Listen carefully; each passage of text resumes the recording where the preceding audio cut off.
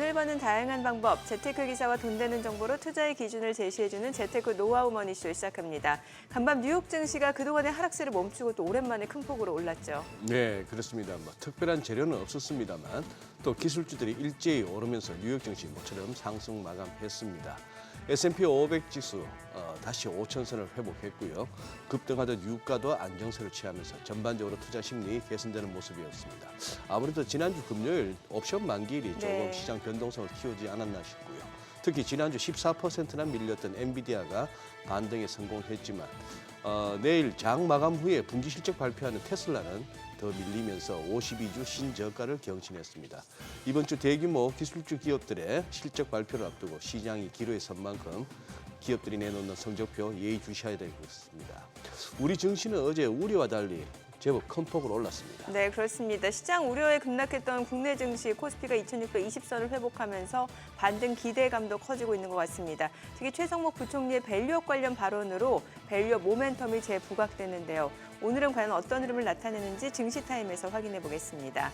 시장 불안감이 컸던 지난주 반도체주 업황 우려로 또 반도체 ETF 수익률에도 빨간불이 켜졌죠. 네, 올해 들어서 역대급 상승률을 보여주던 반도체 ETF들이 한풀 꺾인 모습을 보이자 투자자들의 고민도 깊어지고 있는 양상입니다. 시장 변동성이 커질 때 주목받는 ETF 피난처는 어딘지 하모니에서 자세히 살펴보겠습니다.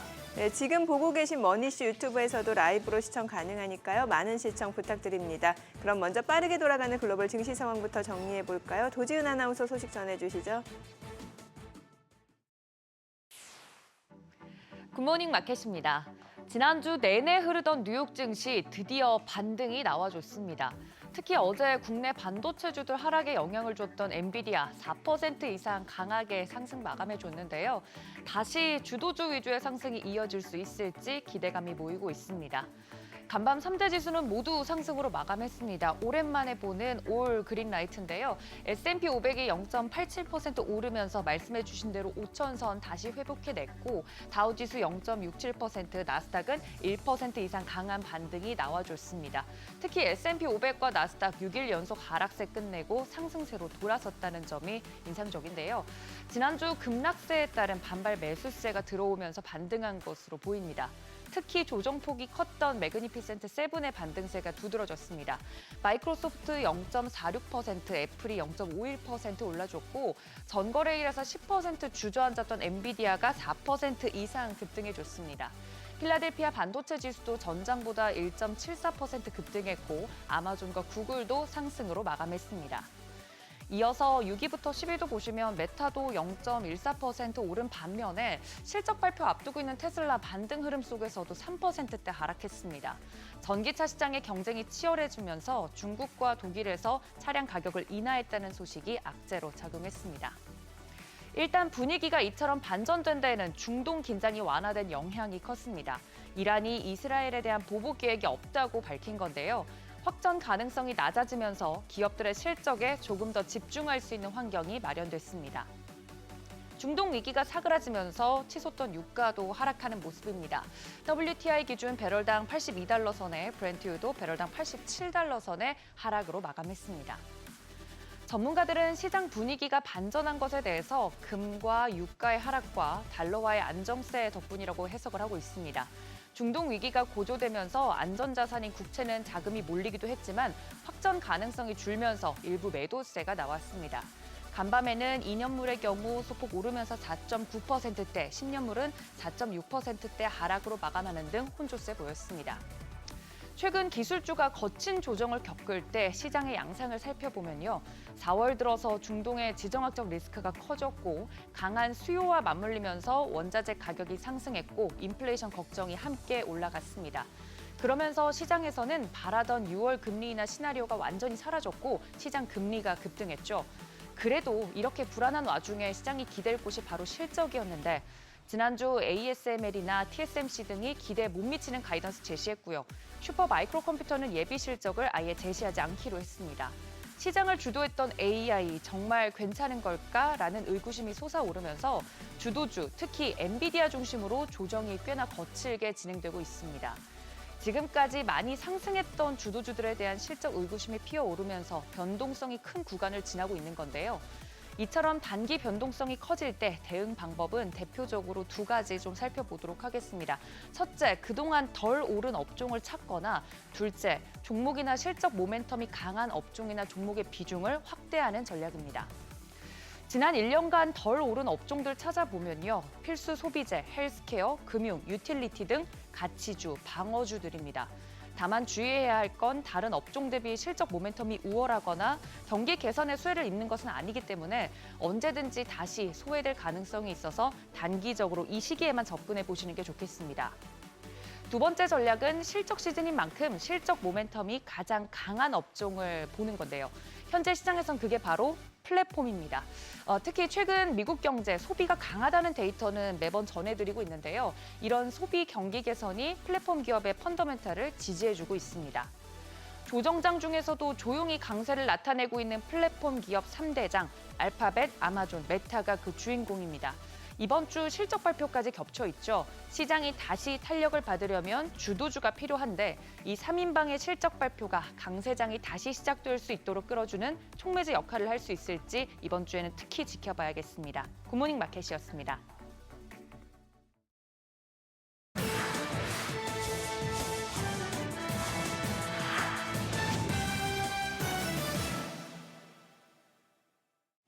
일본 소프트뱅크가 인공지능 개발에 통 크게 베팅했습니다. 우리 돈 1조 3천억 원을 추가로 투입하기로 했는데요.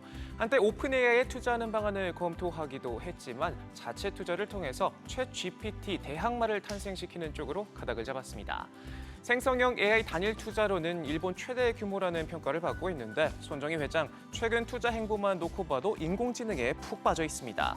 앞서 홋카이도에 우리 돈 6천억 원을 들여 일본 최대 규모의 데이터 센터를 짓겠다 발표하기도 했고 또 이달에는 마이크로소프트와 손잡고 생성형 AI로 콜센터 운영을 최적화하는 프로젝트에도 착수했고요. 내년에는 생성형 AI의 기반이 되는 대규모 언어 모델을 직접 개발해 세계 최고 수준인 1조 파라미터 모델을 내놓겠다는 야심찬 포부를 밝혔습니다. 최근 일본은 글로벌 AI 중심지로 각광받고 있습니다. 마이크로소프트는 일본 내 AI 인프라 확장에 4조 원을 투자한다 밝혔고 아마존 역시 클라우드 인프라 구축을 위해 4년간 20조 원을 쏟아붓기로 했고요. 여기에 오라클까지 현지 데이터 센터를 열겠다며 지갑을 활짝 여는 등 너나 할 것 없이 투자 행렬에 올라타고 있습니다. 그런가 하면 오픈 AI의 수장 샘 올트먼은 AI 왕국 초석 따지기 한창입니다. 이번엔 태양광 스타트업 엑소와트에 투자했는데요. 막대한 전력이 필요한 AI 데이터 센터 구동을 위한 에너지 확보에 여념이 없는 모습입니다. 앞서 핵융합 스타트업 헬리온에는 우리 돈 5천억 원을 쏟아붓기도 했죠. 올트먼이 이처럼 에너지에 집중하고 있는 건 이른바 AI 올인원 로드맵을 위한 첫 단추로 풀이됩니다. AI를 구동하기 위해선 막대한 전력이 필요한데 올트먼은 오픈 AI가 단순 소프트웨어에 그치지 않고 반도체 핵심 칩 그리고 거기에 필요한 에너지 발전소까지 직접 구축하겠다는 청사진을 제시해왔습니다. 이를 위해 중동과 아시아 각국을 돌면서 투자자들을 모집하고 있고 일본 소프트뱅크 수장 손정희 회장과 만남을 갖기도 했는데요. 인공지능 시장 선점을 위한 업계의 숨가쁜 레이스가 계속되고 있습니다. 반도체 슈퍼을 ASML이 네덜란드에서 대규모 생산시설 확장을 추진합니다. 아인트호벤시와 2만 명의 직원을 수용할 수 있는 대규모 확장을 모색한다는 의향서에 서명했는데요. 최근 ASML의 해외 이전을 막기 위해 정부가 직접 나섰던 베토벤 작전이 먹혀 들어간 모습입니다. 앞서 네덜란드는 정부 정책에 불만을 품은 ASML이 해외로 떠나겠다고 공개 선포하면서 놀란 가슴을 쓸어내렸죠.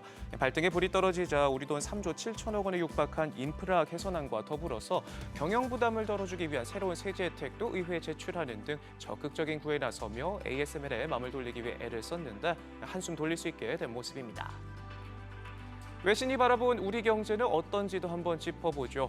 전 세계를 놀라게 한 한강의 기적이 끝나가고 있다는 뼈아픈 지적이 나왔는데요. 파이낸셜 타임즈는 한국은행 보고서를 인용해 과거 성공 방식에 얽매여 낡은 경제 성장 모델을 답습하는 동안 저력이 약해지고 있다고 경고했습니다. 특히 과거 성장 모델의 주축이었던 저렴한 에너지 가격과 값싼 노동력 등이 흔들리고 있다면서 산업용 전기요금을 저렴하게 공급해온 한국전력의 부채가 200조 원을 넘어섰다고 꼬집었고 저출생과 고령화의 인구 구조가 붕괴되고 있는 점도 의견의 설득력을 더하고 있습니다. 또 삼성전자가 300조, SK하이닉스가 120조 원을 각각 투자해 경기도 용인에 조성 중인 반도체 메가 클러스터에 대한 우려도 전했는데요. 신문은 전문가들이 용인 투자가 필요한다는데 동의한다면서도 경제학자들은 한국 정부가 과거처럼 제조 대기업 중심 경제 모델을 계속하면서 기존 성장 방식을 개혁하거나 신성장 모델을 찾으려는 데는 무능함을 드러냈다고 우려한다고 전했습니다. 지금까지 글로벌 비즈였습니다. 어제장 이슈가 있었던 업종 살펴보는 기업 이슈 시간입니다. 어제 우리 시장은 한동안 부진하던 저PBR주와 2차전지주가 치고 올라오면서 반락 하루 만에 상승에 성공했습니다. 먼저 어떤 이슈로 인해 저PBR주가 상승했는지 보면 최상목 경제부총리가 밸류 프로그램 세제 혜택을 구체화시키면서 오랜만에 관련주들이 강세 흐름을 보였습니다. 최 부총리는 배당과 자사주 소각을 통해 주주 환원을 늘리는 기업에 대해선 법인세 세액 공제를 도입하고 또 배당 확대 기업 주주의 배당 소득에 대해서는 분리과세하는 방안을 추진하겠다고 밝혔습니다. 정부가 밸류업 일환으로 배당 소득 분리과세 방안을 공개한 것은 이번이 처음인데요. 배당 소득에 대한 분리과세가 도입된다면 최고 세율 45%에 이르는 금융소득 종합과세에 합산되지 않기 때문에 투자자 입장에서는 세금 부담이 크게 감소합니다. 아울러 앞으로도 정부는 밸류업 프로그램을 변함없이 추진할 것이라고 밝히면서 저PBR 관련주들에 대한 기대감이 다시 타올랐습니다. 은행주, 금융주 등 모두 상승했는데요. KB금융이 9%대 올랐고 삼성생명과 하나금융지주, 삼성화재가 모두 8%대 뛰었습니다. 이어서 신한지주도 6%대 강세 흐름을 보였습니다. 어제 오랜만에 2차전지주도 급반등하면서 지수 상승을 견인했습니다. 2차전지의 주 원자재인 리튬 값이 올해 들어 소폭 반등하며 배터리 가격 하락세도 멈출 것이라는 분석이 나왔기 때문이죠. 한국자원정보서비스에 따르면 지난 10일 기준 탄산 리튬 가격은 1kg당 약 2만 1,000원으로 연중 최고치를 보였습니다. 작년 말보다 26%가량 오르면서 바닥을 다지고 반등하는 모습을 보이고 있는데요. 이에 따라 배터리값 감소세도 점점 완만해지고 있다고 합니다. 업계 관계자는 올해 들어 원료 가격이 반등하면서 국내 배터리 업체들의 실적은 올해 1분기에 바닥을 확인하고 2분기부터 회복할 가능성이 있다고 전하기도 했습니다. 이런 소식에 어제 2차전지주와 리튬주 모두 급등세를 보였는데요. 포스코 퓨처엠과 에코프로머티가 실적에 대한 기대감에 9%대 뛰었고 SK이노베이션과 에코프로비엠이 각각 6.55%, 5.49% 상승했습니다. 이어서 LG에너지솔루션은 테슬라가 LG엔솔에 6조 원 규모의 전극을 주문한 것으로 확인되면서 3%대 상승 마감했습니다. 삼성전자가 예상보다 더 빨리 5세대 고대역폭 메모리 제품을 엔비디아에 납품할 수도 있겠습니다. 반도체 업계에 따르면 삼성전자의 HBM3 샘플과 관련한 엔비디아의 테스트가 마무리 단계에 접어들면서 막바지 승인을 기다리고 있는 것으로 알려졌습니다.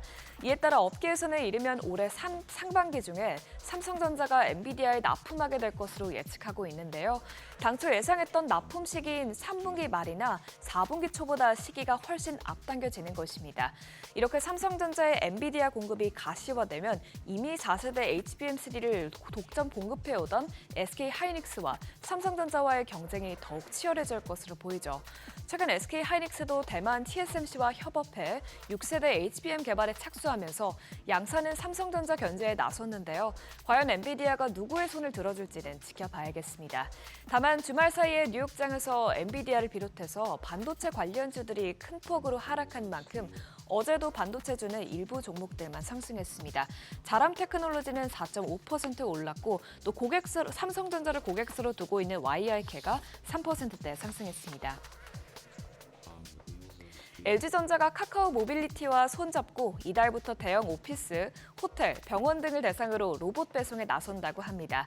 카카오 모빌리티의 로봇 배송 서비스 브링에 LG전자는 자사 AI 자율주행 배송 로봇인 클로이 서브봇을 공급할 계획인데요. 어떤 방식으로 로봇이 운영되는지 보면 고객이 서비스 앱으로 건물 내 상점에서 상품을 주문하면 직원이 이를 서랍에 넣어 보내고 또 로봇이 스스로 엘리베이터를 탑승해 물건을 배송해준다고 합니다. 이렇게 LG전자는 클로이를 활용해 다양한 산업군에서 사업을 확대하고 있는데요.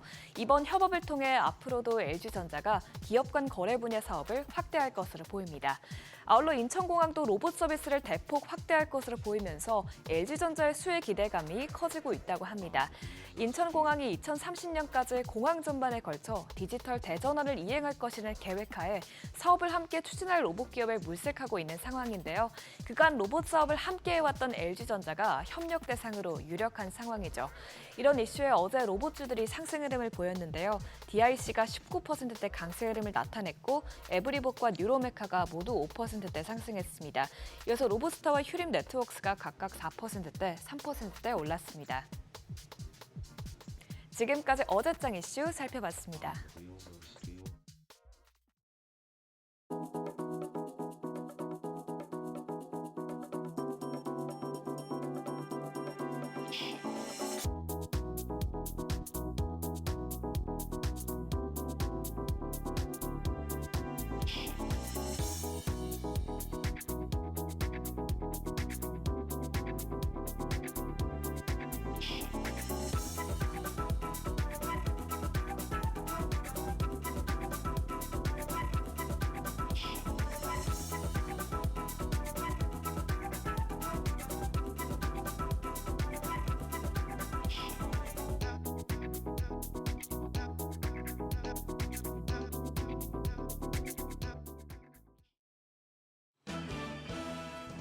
끝날 때까지 끝난 게 아니었습니다. 긴장했던 것과 달리 시장은 뚜렷한 반등세를 연출했습니다.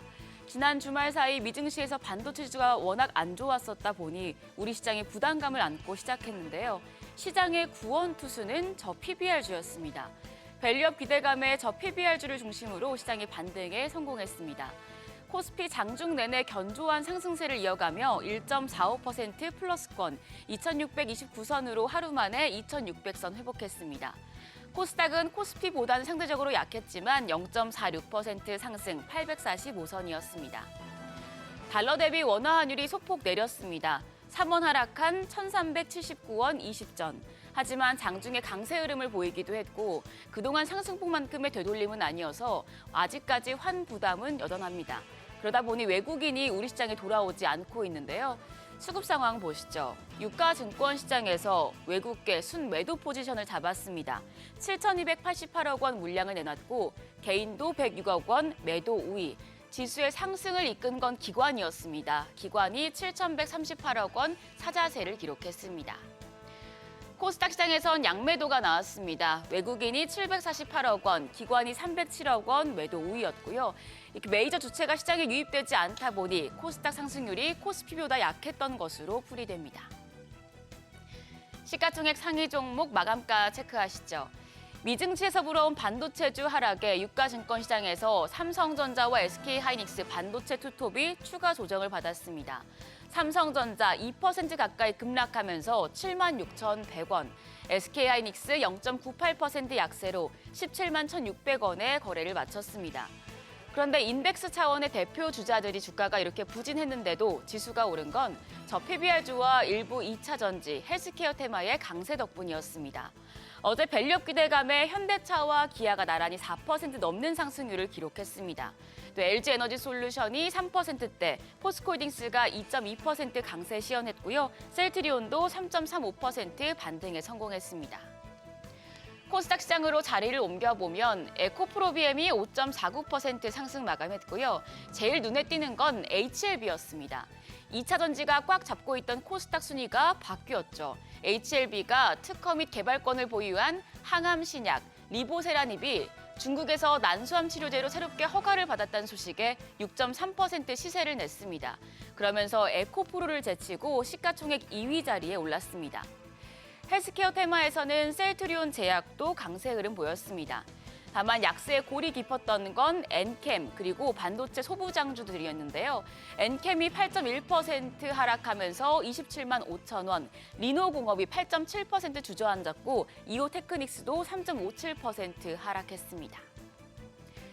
잘 나가던 반도체주의 급락 어떻게 봐야 할까요? KB증권은 이제 투자 사이클이 정점에 달했다며 2분기 이후에 반도체주의 주가 상승률은 조금 둔화될 수 있다고 분석했습니다.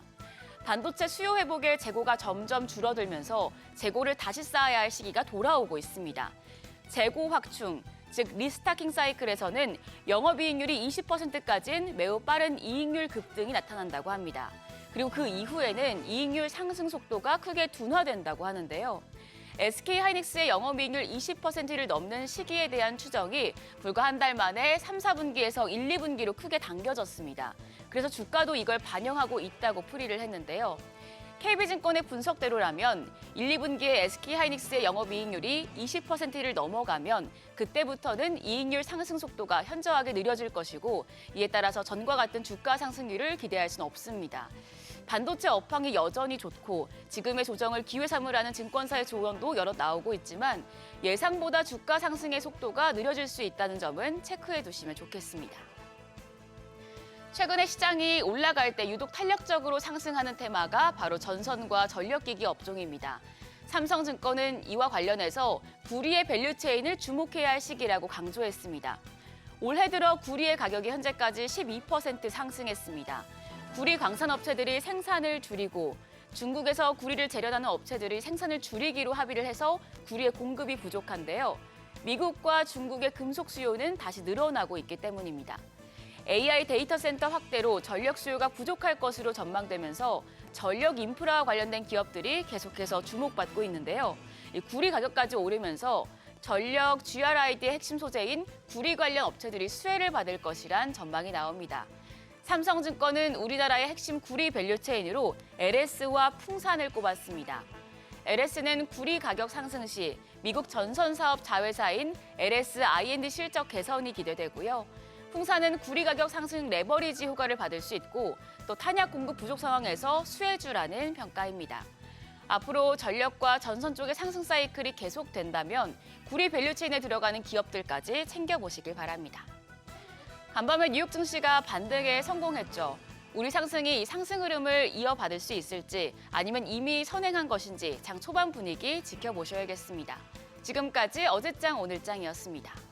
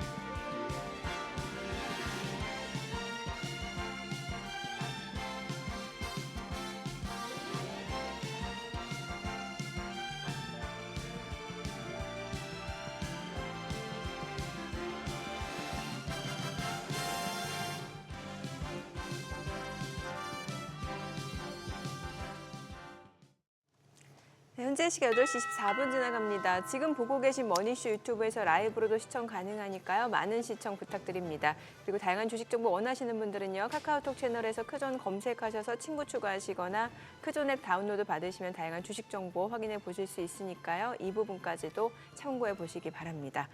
간밤 뉴욕 증시 그동안 많이 떨어졌던 엔비디아 슈퍼 마이크로 컴퓨터 SMCI 또 많이 올라줬네요. 이게 과매도에 따른 반등으로 봐야 되는 건지 아니면은 일단은 좀 어느 정도 바닥을 확인했다라고 봐야 되는 건지 아직은 좀 예측하기 쉽지 않은 구간인 것 같긴 한데 어떻게 봐야 될까요? 그동안 이제 조정 받으니까 갖다 붙이기를 이제 연준의 금리나 기대감이 좀 낮아진다든지 아니면은 중동발 지정학적 리스크가 또 이렇게 불안감을 조성한다라고 했는데 막상 이렇게 또 지나고 나서 보니 또 이렇게 지수를 보나 개별 종목들의 그 주가 흐름을 보나 차트만 딱 봐서는 느낌이 그거예요. 뭐예요? 왜 너무 막 진짜 과식을 막 한 상태에서 속이 불편하잖아요. 그냥 한번 시원하게 한번 다녀왔다. 지금? 화장실에 한번 시원하게 다녀왔다. 그런 느낌이 들 정도의 네. 좀 이렇게 좀 과했던 거는 좀 빼주는 단계 그런 단계고 뭐 유럽 같은 경우도 이렇게 간략히 살펴보면은 그렇더라고요. 대표적인 지수인 유로스톡스 50이나 뭐 유로존의 맹주인 독일의 닥스 30 같은 경우가 네. 딱 이렇게 61선 정도 오니까 반등이 이렇게 정확하게 나오네요. 예. 그러니까 증시 내의 수급 측면에서는 유럽이나 미국이나 할 것 없이 밀리면 사자가 아직도 뭐 그 마인드는 여전히 네네. 강한 것 같아요. 아니 이 가운데도 유럽 증시는 최근에 보면 또 흐름이 좋고. 네, 예. 계속해서 22 관계자들이 금리 인하 기대감을 키워주고 있고 예. 심지어 뭐 어제 뭐 포르투갈 중앙은행 총재는 연내 한 100bp까지도 내릴 수 있다 뭐 이런 식으로까지 했는데 네. 어제 뿌띠 같은 경우는 어? 뿌띠가 사상 최고치였잖아요. 영구. 어디요? 영구. 예, 예. 예. 방금 뭐라 하셨어요? 뿌띠. 뿌띠 지수. FTSE? 예, 예. 아, 그걸 또 뿌띠라 하는구나. 네네네. 예, 뿌띠 그러니까. 까끄. 뿌띠 까끄. 아, 까끄는 프랑스. 네. 그래, 너무 오랜만에 얘기했어. 오랜만이네요. 어쨌거나 2620과 840 각각 코스피 코스닥 이렇게 어제 단숨에 회복한 거는 제법 이렇게 고부적인 현상입니다. 그러게요. 네. 자, 오늘 그러면 시장에 대해서 좀 그로스 리서치 이재무 대표와 이야기 나눠보도록 하겠습니다. 어서 오세요. 어서 오십시오. 네, 안녕하십니까. 네. 아유, 저기 지난주 금요일 날은 뭐 우리 국내 언론 뭐 뉴스 채널은 하루 종일 이제 이스라엘 이란 얘기만 했는데 막상 지나고 보니까 조금 이렇게 우리가 너무 호들갑을 떨었나 싶기도 하고요. 그쪽 이슈는 어떻게 보셨습니까? 진짜 시장에 영향을 준 것 같습니까? 이 대표님 보시기에? 제가 볼 때는 지난주 일단 뭐 가장 큰 이슈였다고 봅니다. 가장 큰 그래서 이슈였다? 분명히 지금 시장이 조정이 올 때 네. 영향을 좀 줬다라고 좀 보고요. 조정의 빌미는 됐다. 네네네. 제가 생각했던 것보다 이제 크게 작용했고요. 네. 사실 지난주 월요일이죠. 예, 일주일 전만 하더라도 하루 이틀 정도로 그냥 지나지 않을까 했는데 제가 생각하면 좀 더 시간이 이제 더 갔고요. 그러니까 일주일 내내 영향을 미쳤고 그 가운데 사실은 저는 좀 더 걱정했던 것들은 이제 환율도 오르고 이제 미국의 금리 인하 기대감도 이제 떨어지고 있고 사실 저는 그걸 더 중요시하게 봤는데 예. 이제 시장에서는 이제 전쟁 이슈를 이제 많이 덮다 보니까 그런 이슈들이 좀 안 보였었지만 저는 내심 더 걱정됐던 것들은 진짜 중요한 이벤트나 이슈는 사실 금리였던 것 같은데 예. 그게 저는 묻히지 않았나라 보고요. 묻혔는 거 예, 아니야. 그래서 저는 이제 뭐 연관이 완전히 없진 않아요. 여튼 유가도 오르는 상태였고 이런 것도 다 물가도 자극하는 거고 또 환율도 자극하는 거고 하기 때문에 연관은 있었지만 진짜 우리가 걱정해야 되는 것들은 올해 내내 우리가 기대하고 있는 금리 인하인데 그게 지난주에는 확실히 전쟁 때문에 약간 좀 묻혔던 것은 아닌가 이렇게 보기 때문에 분명히 시장 영향은 많이 줬다 이렇게 보시면 될 것 같아요. 그 와중에 섹터로 따지자면 이제 반도체 쪽인데 뭐 ASML, 뭐 TSMC 거기다가 뭐 슈퍼 마이크로 컴퓨터 등등으로 오면서 이쪽이 약간 진짜 실적 우리라 할 만한 흐름입니까? 보시기에? 아니면은 그동안 그냥 너무 많이 올라서 좀 한번 거쳐야 하는 통과 의례?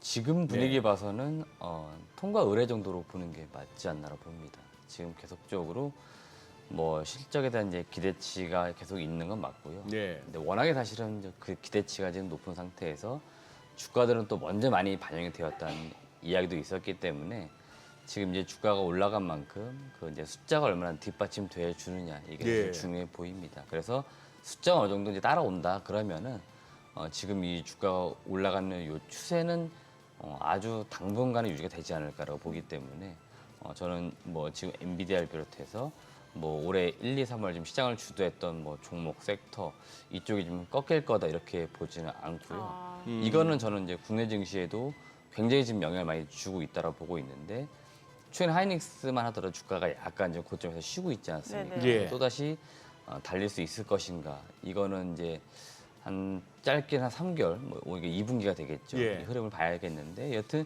지금 이거는 쉬는 거지 뭔가 추세가 꺾이거나 그런 것들은 아닐 것이다. 그리고 이번 주에 하이닉스 실적도 나올 건데 이번 주라 하시면 이번 보자. 네, 이번 내일 주- 모레 목요일이구나. 네, 하이닉스 하이닉스가. 실적이 나올 네, 건데 네. 그 하이닉스 실적 자체는 최근 나오는 전망치들을 보니까 계속 숫자가 전망치도 올라오고 있습니다. 가까워질수록. 그래서 시장에서 기대하는 만큼 이제 상회를 하고 향후 전망치도 좀 좋게 제시해 주면은 주가는 뭐 그런 대로 이 고점에서 날 유지가 되면서 올라가려는 그 힘을 받지 않겠나 이렇게 보고 있습니다.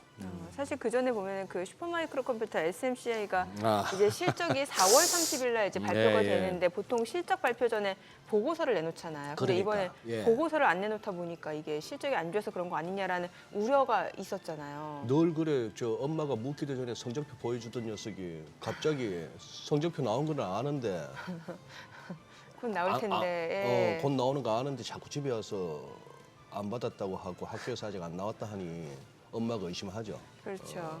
보통 그럴 때는 왜 그런 거예요? 떨어져서 성적 떨어져서? 경험 안 해보신 것처럼 말씀하시네. 아니 왜냐하면 이게 지금 말씀 주신 대로 이제 실적이 눈높이에 맞춰주는지 눈높이가 네. 많이 높아진 상황인데 실적뿐만 아니라 가이던스까지 그러니까요. 이제 좀 좋게 나와줘야 이런 기술주들이 상승세를 이어갈 수 있을 거라 볼 수 있는 건데 어쨌건 대표님은 지금의 이런 상승세가 꺾인 건 아니다, 좀 쉬어가는 구간이다 이 정도로 보신다라는 거잖아요. 네, 맞습니다. 네. 저는 지금 이 시장을 주도했던 섹터 이런 쪽 종목들이 쉽사리 꺾일 시점은 아니라고 보고 있습니다. 저는 만약에라도 이제 시장 자체가 약간 좀 확실하게 좀 꺾여서 조정이 온다 그러면 내년 정도로 보고 있기 때문에 올해 일단 아직 뭐 4월이기 때문에 우리가 뭐 시장 조정 이런 것들을 걱정할 시기는 아니라는 거고요. 저는 이 어떻게 보면 강세장이 작년부터 해서 올해 지금 상반기 이어지고 있고 이게 일단 하반기까지는 그래도 이어지지 않겠나라고 보고 있습니다. 그래서 하반기쯤 가서는 일단은 내년도 전망을 또 고민해 봐야 되니까 그쯤 고민해야 되지 지금 뭔가 시장의 어떤 조정이나 꺾임을 우리가 걱정할 단계는 아니다 말씀드리고 싶고요. 4월 그 첫 주차 제가 방송 나와서 그때 말씀드렸던 것 중에 하나가 이제 증시 그 전망을 볼 때 증거사에서 뭐 3,000포인트 나오기 시작했다 말씀드렸었는데 예. 그때 저는 그 정도까지 보지 않는다 말씀드렸어요. 네네. 그리고 분명히 말씀드렸지만 우리나라 증시든 해외 증시든 간에 1년에 가만히 있어도 한 서너 번 정도 조정 오는 시기가 있다.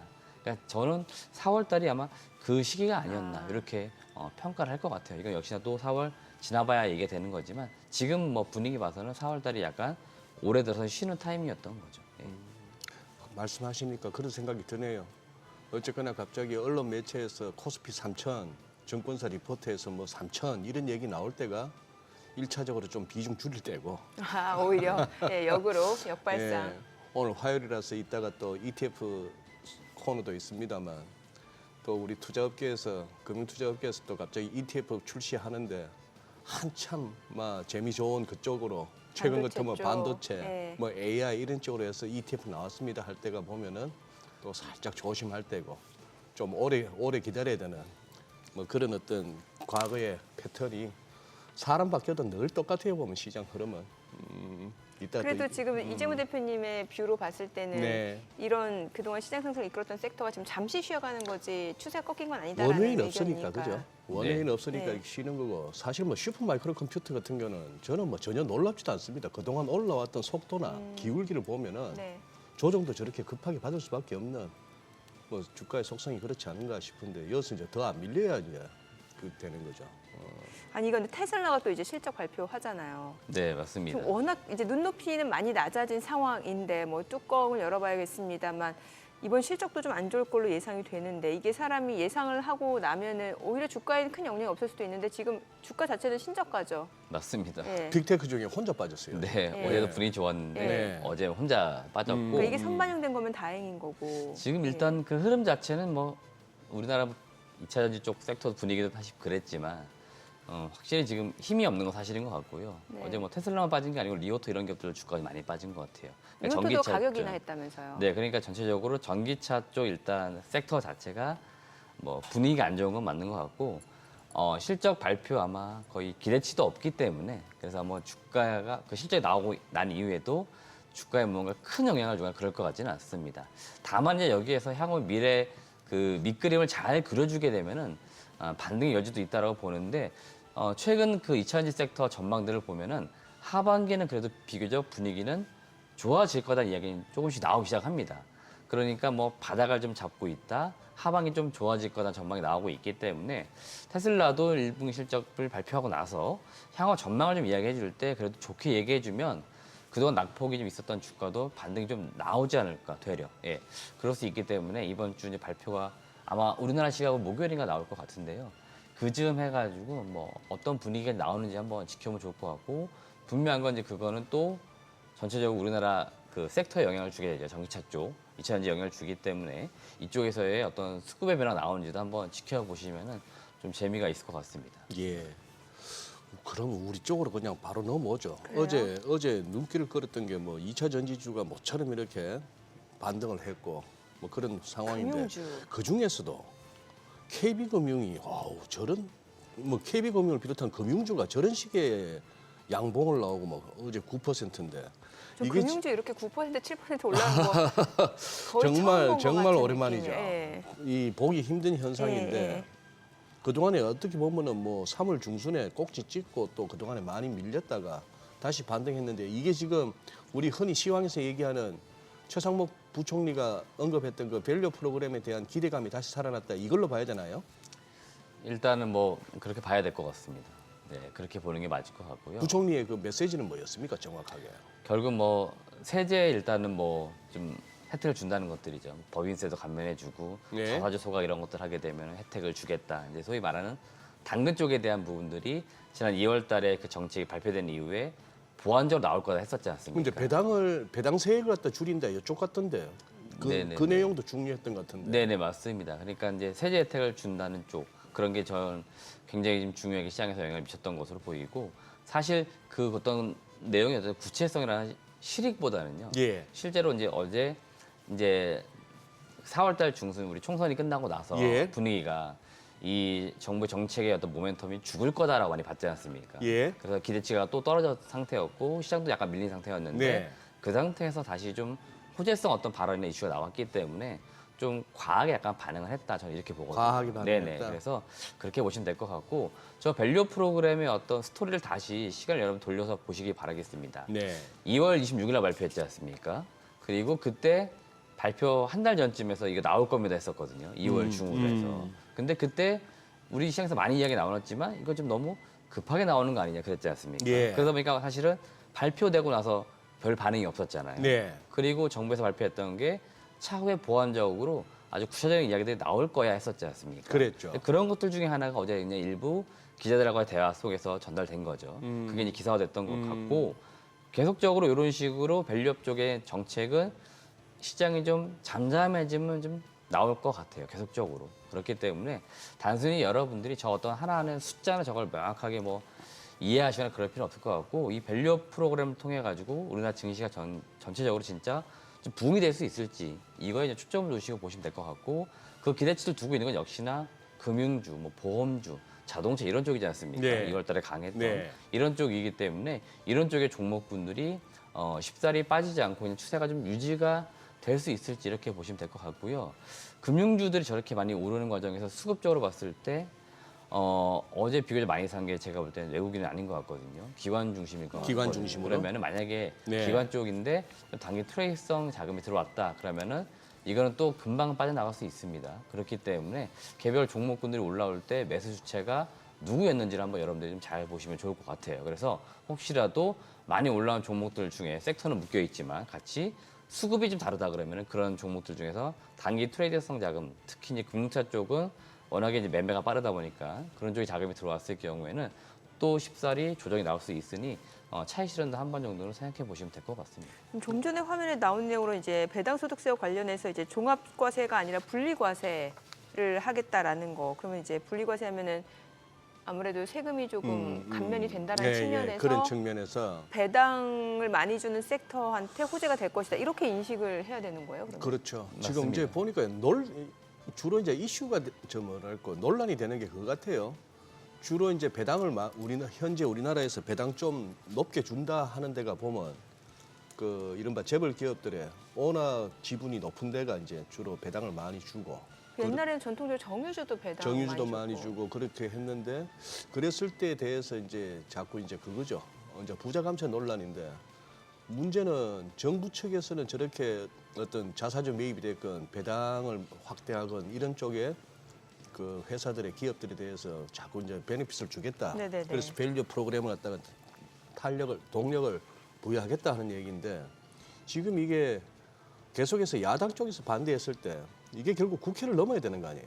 맞습니다. 지금 현 구도에서 그리고 이제 다가올 이제 새로 이제 개원할 국회에서 의석 비중으로 봤을 때 저게 이제 과연 현실화 될 것인가는 또 이제 한번 살펴봐야 될 것 같고.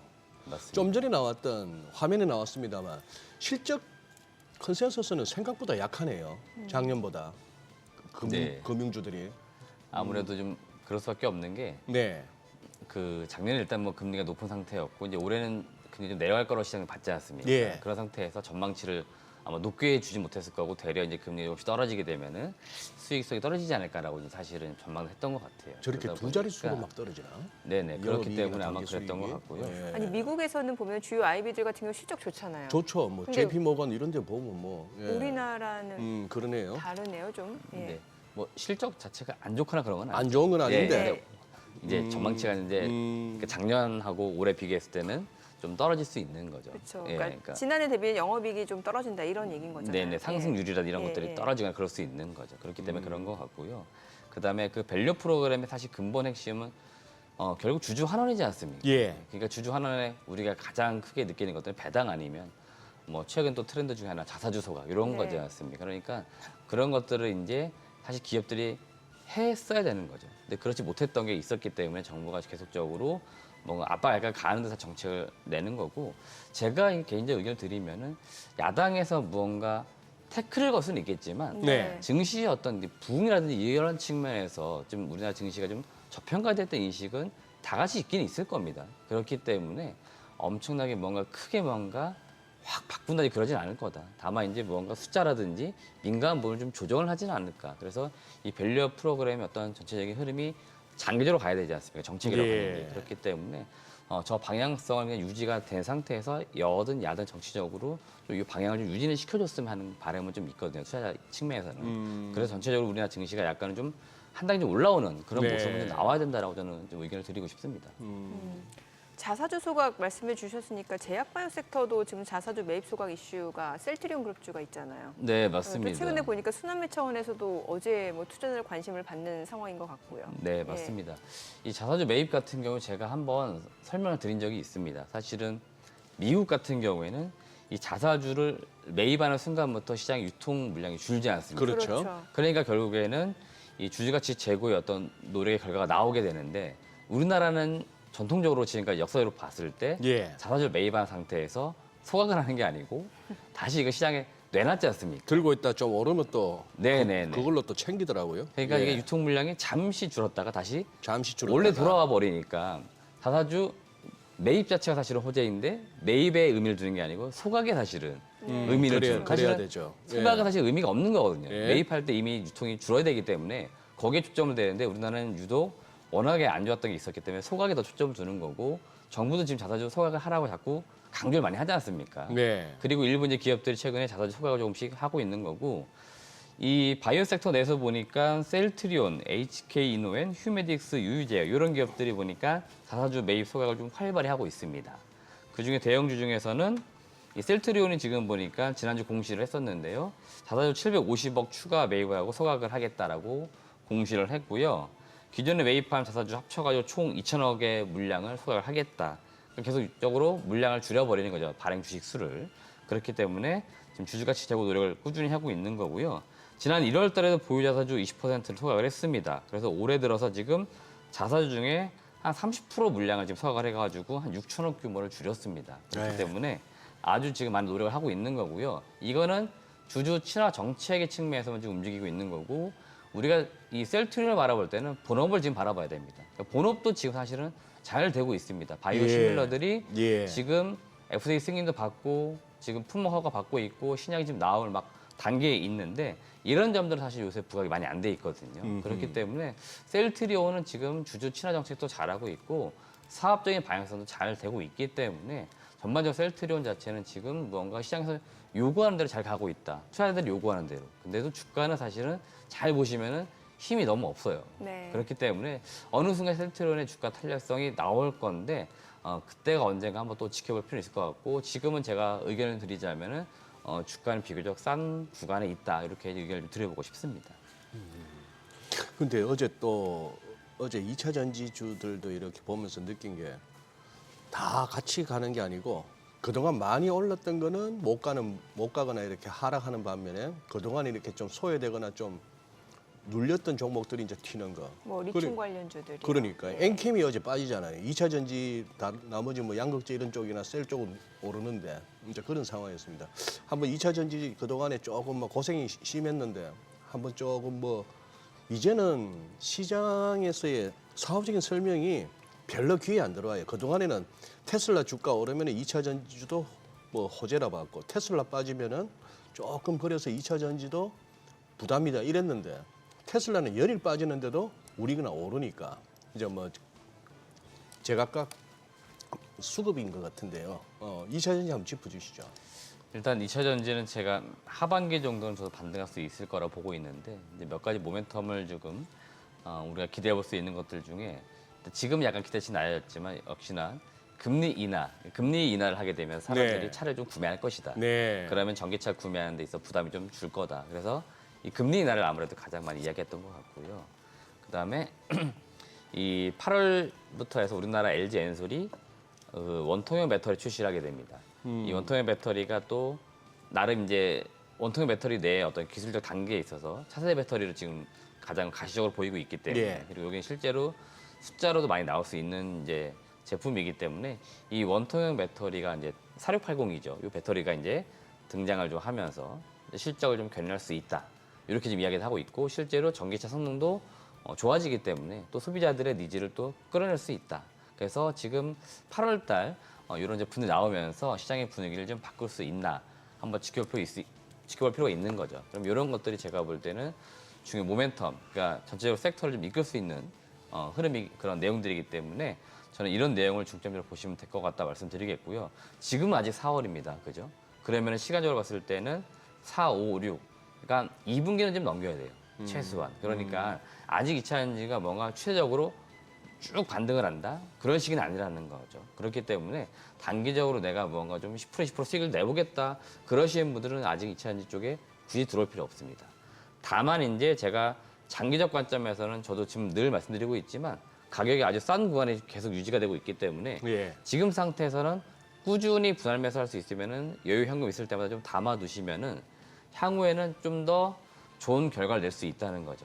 그렇기 때문에 그런 관점을 지켜보시면 좋을 것 같고 지금 시장에서 가장 많이 이야기하고 있는 게 다시 전기차 쪽이 호황을 누릴 시점을 2026년으로 많이 이야기합니다. 26년이기 때문에 증시는 언제 그런 반응을 할 거냐? 25년도에 아마 다시 고점을 찍을 가능성이 있다고 이야기하거든요. 그럼 실제로 움직이는 거는 24년도 하반기부터인 거죠. 그게 제가 아까 말씀드렸던 미국의 금리 인하, 네. 8월 달에 이제 원통 배터리 나오는 것들, 이런 것들인 거고 또 25년 되면은 뭐 전고체 배터리 가시화 이야기 또 나올 겁니다. 그런 것들 나오기 때문에 전체적으로 25년도가 증시, 그러니까 주식으로 볼 때는 약간 호황일 수 있기 때문에 24년도 하반기도 좀 움직이지 않을까라고 시장에서 많이 전망하고 있어서 그렇게 놓고 볼 때는 중장기적 관점에서는 지금 조금씩 담아두는 전략도 좋다는 겁니다. 그러니까 장기 투자자분들은 지금 사시는 거고 단기 투자, 매매를 좀 중점적으로 두신다 그러신 분들은 차라리 내년도에 2차 전지를 보시면 되니까 그렇게 좀 지켜보시면 될 것 같다라고 투자 의견을 드리고 싶습니다. 2차 전지도 좀 구체적으로 나눌 수 있잖아요. 뭐 지금 화면에 나오는 전고체 배터리 쪽이 있고 뭐 셀 쪽이 있을 수 있고 리튬 관련주가 있을 수 있고 뭐 양극재, 음극재가 있을 수 있고 장비가 있을 수 있잖아요. 네, 맞습니다. 어딜 봐야 돼요? 지금으로 봐서는 일단은 장기적 관점에서는요.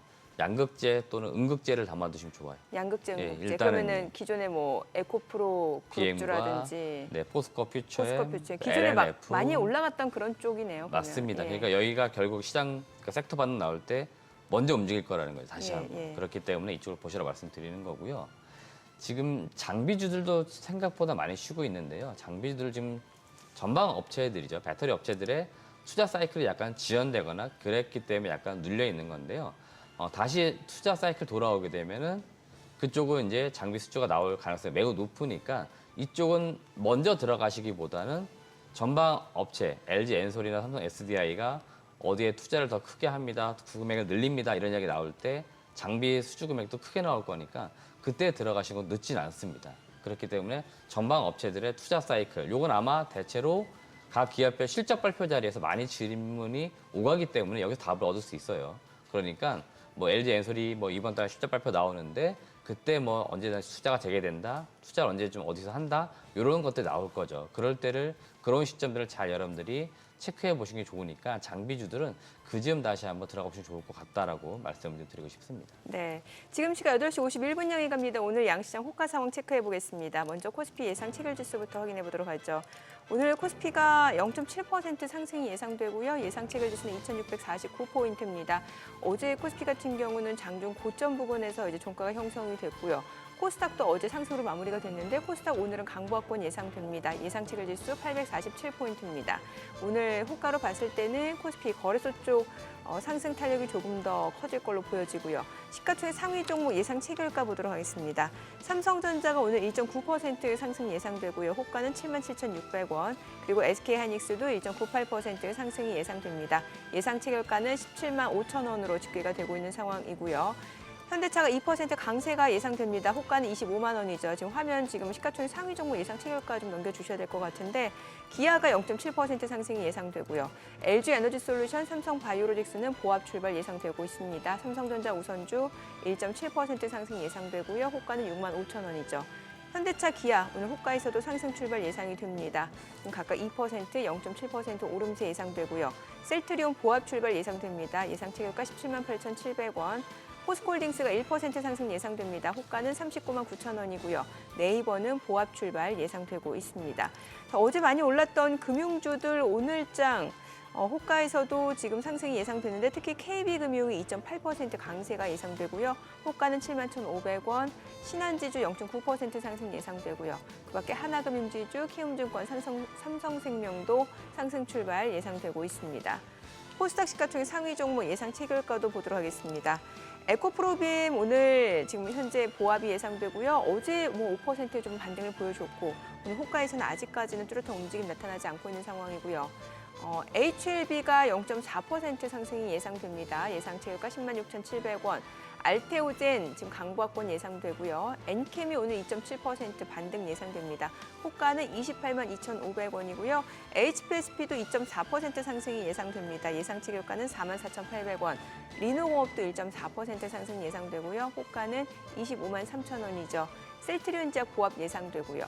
레인보우 로보틱스가 1.5% 상승 예상되면서 예상 체결가는 17만 4,300원, 이오테크닉스 2.4% 상승 예상됩니다. 예상 체결가 23만 5천 원으로 집계가 됩니다. 자, 이제 개장까지 6분여가량 남았는데요. 아무래도 뉴욕 증시에서 엔비디아를 비롯해서 반도체 섹터가 좀 반등을 보여주다 보니까 오늘 국내 증시 쪽에서도 삼성전자, SK하이닉스를 비롯해서 반도체 섹터가 일단 호가에서는 좀 분위기가 좋아 보이네요. 네, 그러네요. 지금 일단은 당장 오늘 밤 뉴욕이 어떻든 간에 네. 어제 그러니 금요일 날 그 200일선 딱 가자마자 탁 반등 나오면서 아래 꼬리 길게 달리는 망치형 캔들 나오고 어제 또 상승 나왔다. 그렇다면 이 탄력은 믿어줘도 될 것 같습니다. 믿어줘도 될 것 같은데 미국은 지금 또 어떤지는 모르겠는데 지수물 흐름 봐서는 그냥 보합이거든요.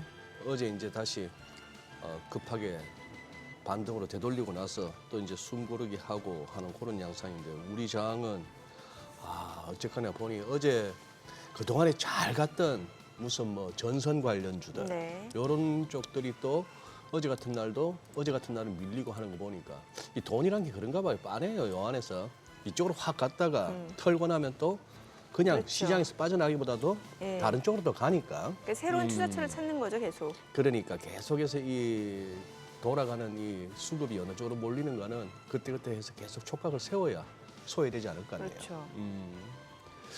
예, 지금 네? 이제 이 대표님한테 가야죠. 직접 넘기셔도 되잖아요.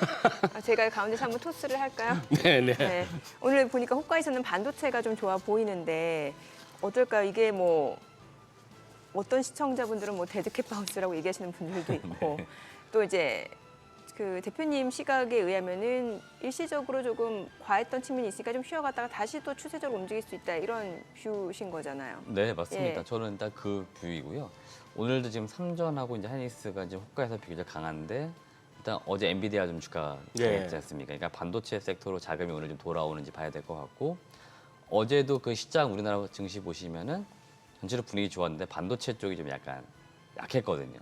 예, 그러니까 오늘은 이제 순환매 관점에서 이제 반도체 쪽 자금이 들어오는 건지 봐야 될 것 같고, 삼전하고 하이닉스가 올라올 때 그 밑에 단에 있는 다른 소위 말하는 소부장 종목들도 올라온지도 봐야 될 것 같아요. 아까 보니까 뭐 리노공, 이오테크닉스 네네, 뭐 이런 종목들 맞습니다. 봐야 된다는 거잖아요. 예, 그런 종목들이 올해 좀 강했는데 어제 좀 비교적 약했거든요. 예. 그러니까 이쪽도 같이 올라오는지도 오늘 봐야 되는 거죠. 그러니까 이렇게 되면서 자금이 다시 이렇게 회전이 되는지가 오늘 제가 볼 때는 관전 포인트인 것 같고요. 지금 뭐 지수 흐름이 일단은 어제 우리나라 증시가 먼저 좀 선 반영됐다고 봐야 된다고 보면은 오늘은 어제만큼 강하지 않을 거라고 저는 보거든요. 비교적 오늘은 그냥 시장 분위기상 강세 그냥 유지만 되면은 어떨까 이렇게 보고 있기 때문에 예. 반도체 쪽에 삼성 하이닉스가 지수를 약간 받쳐주는, 그러니까 유지를 예. 쭉 시켜주는 요 흐름만 오늘 나와주면 나름대로 오늘 하루는 성공했다라고 볼 수 있을 것 같아요. 그래서 우리 이두백 교수 뭐 자주 이렇게 언급하시거나 뭐 하지는 않았는데 아니 최근에 보니까 소리 소문 없이 음식료 쪽이 많이 올랐네요. 저도 뭐 자주 보지는 않았는데요. 예. 네. 일단 어제도 조금 그 증거사 보고서들이 많이 나왔어요. 많이 나왔어요. 예, 아무래도 1분기 실적을 앞두고 있기 때문에 그런 측면에서 무언가 지금 좋은 이야기들이 나오고 있거든요. 그러니까 좋은 네. 이야기라는 건 이제 실적 전망을 실적 하면서 전망? 네네네 비교적 이제 괜찮을 거라는 이제 그 제목의 타이틀들이 쭉 나오더라고요. 네. 그러니까 어제 이제 복합적으로 커버한 애널들의 그 의견들이 비슷하게 나온다는 것들은 예. 대체로 뭐 그 분위기대로 사업이 지금 되고 있다는 거니까 뭐 그런 측면에서 그런 기대치들이 일부 좀 있어 보입니다. 네. 이번 주가 빅위크 했는데 사실 뭐 미국 쪽에서는 이제 매그니피센트 세븐들 주요 기업들 실적 발표도 있겠습니다만 우리나라에서는 지금 IPO 시장 슈퍼위크라면서 이번 한 주 동안 4개 공모주 청약 일정이 있다면서요. 네, 맞습니다. 예. 비교적 좀 IPO 시장이 잠잠했거든요. 네네. 3월 달에는 좀 적었는데 이번 달에는 좀 굉장히 많습니다. 그래서 내용을 정리해 봤는데요. 일단 관심 있게 볼 만한 기업을 제가 꼽아드리고 싶은 기업은 이제 코칩이라는 기업하고 코치? HD, 현대 마린솔루션 이 두 개 기업이 좀 제가 볼 때는 괜찮을 것 같고, 저 예상 시가총액 있지 않습니까? 네. 저희 결국 수요 예측에 의해서 결정됐을 건데 비교적 제가 볼 때는 다른 두 개 종목군에 비해서는 뭐 좀 싸게 좀 그래도 상장하는 것 같아요. 그러니까 제가 가치 평가를 해봤을 때는 이 두 개 종목이 나름대로 좀 그러니까 상장하고 나서도 좀 상승 탄력성이 있지 않을까 보고 있기 때문에 말씀드리는 거고, 코칩은 2차전지의 커패시터라고 해서 이걸 만드는 업체인데, 커패시터는 그 수동 소자라고 보시면 될 것 같고요. 초소형 커패시터 이걸 주로 제조하는데 해외 수출 비중이 80%를 넘는다라고 합니다. 그러니까 수출이 많은 회사라고 보시면 될 것 같고, 지금 상장하는 기업들, 저 4개 기업들 중에서 유통 물량이 가장 적은 편입니다. 그러니까 상장하고 나서도 적은 수급으로도 주가가 탄력성이 높다는 거죠. 그렇기 때문에 아무래도 좀 시장에서 상장하고 나서 인기가 있지 않을까로 보는 거고요. 예상 시가총액 규모가 좀 작아요. 가장 작습니다. 그렇기 때문에 보통 저렇게 시총이 좀 작은 기업들 탄력성이 높다 보니까 아마 공모를 뭐 정확히 했을 때 많이 받지는 못한다 하더라도 탄력성이 좀 높지 않을까라고 볼 수 있겠고요. HD 마린 솔루션 같은 경우에는 지금 기존 HD 현대 중공업에서 약간은 분사해가지고 설립된 기업입니다. 그렇기 때문에 선박, 보수, 개조, 친환경 이런 솔루션을 만드는 기업, 그러니까 유지보수 쪽에 사업을 하는 기업이라고 보시면 될 것 같고, 지금 올해 예상 영업이익 보니까 2,400억이고요. 시장에서 지금 평가하고 있기로는 예상 시가총액, 적정 시가총액이 한 6조로 지금 불리고 있습니다. 근데 3조 원대 지금 상장을 하니까 비교적 비싸게 상장하는 건 아니죠. 싸게 상장을 하는 거죠. 예. 그러니까 제가 볼 때는 HD 현대 마린 솔루션도 아마도 그 공모 청약 때부터 인기가 있었을 거고, 상장하고 나서도 탄력성이 좀 있지 않을까로 보고 있기 때문에 이 두 개 기업을 좀 중점적으로 보시는 게 어떨까라고 개인적 투자 의견을 드리도록 하겠습니다. 네. 자, 간밤 뉴욕 증시가 반등에 성공했고요. 오늘 국내 증시도 호가 분위기 나쁘지 않은 것 같습니다. 흐름 확인해 보도록 하겠습니다. 개장합니다.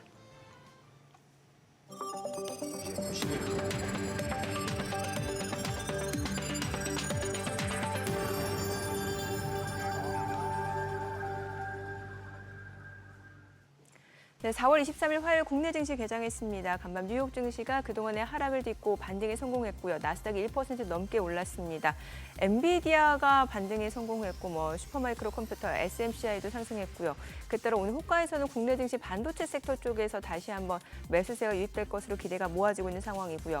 이번 주에 미국 쪽에서는 테슬라 실적 발표가 예정되어 있고 후반 들어서는 3월달 개인 소비 지출 PCE 발표까지 예정이 되어 있기 때문에 이런 포인트까지는 좀 꼼꼼하게 좀 체크를 해보시면서 시장 대응을 하셔야 될 것 같은데요. 오늘 양시장 출발 상황 보도록 하겠습니다.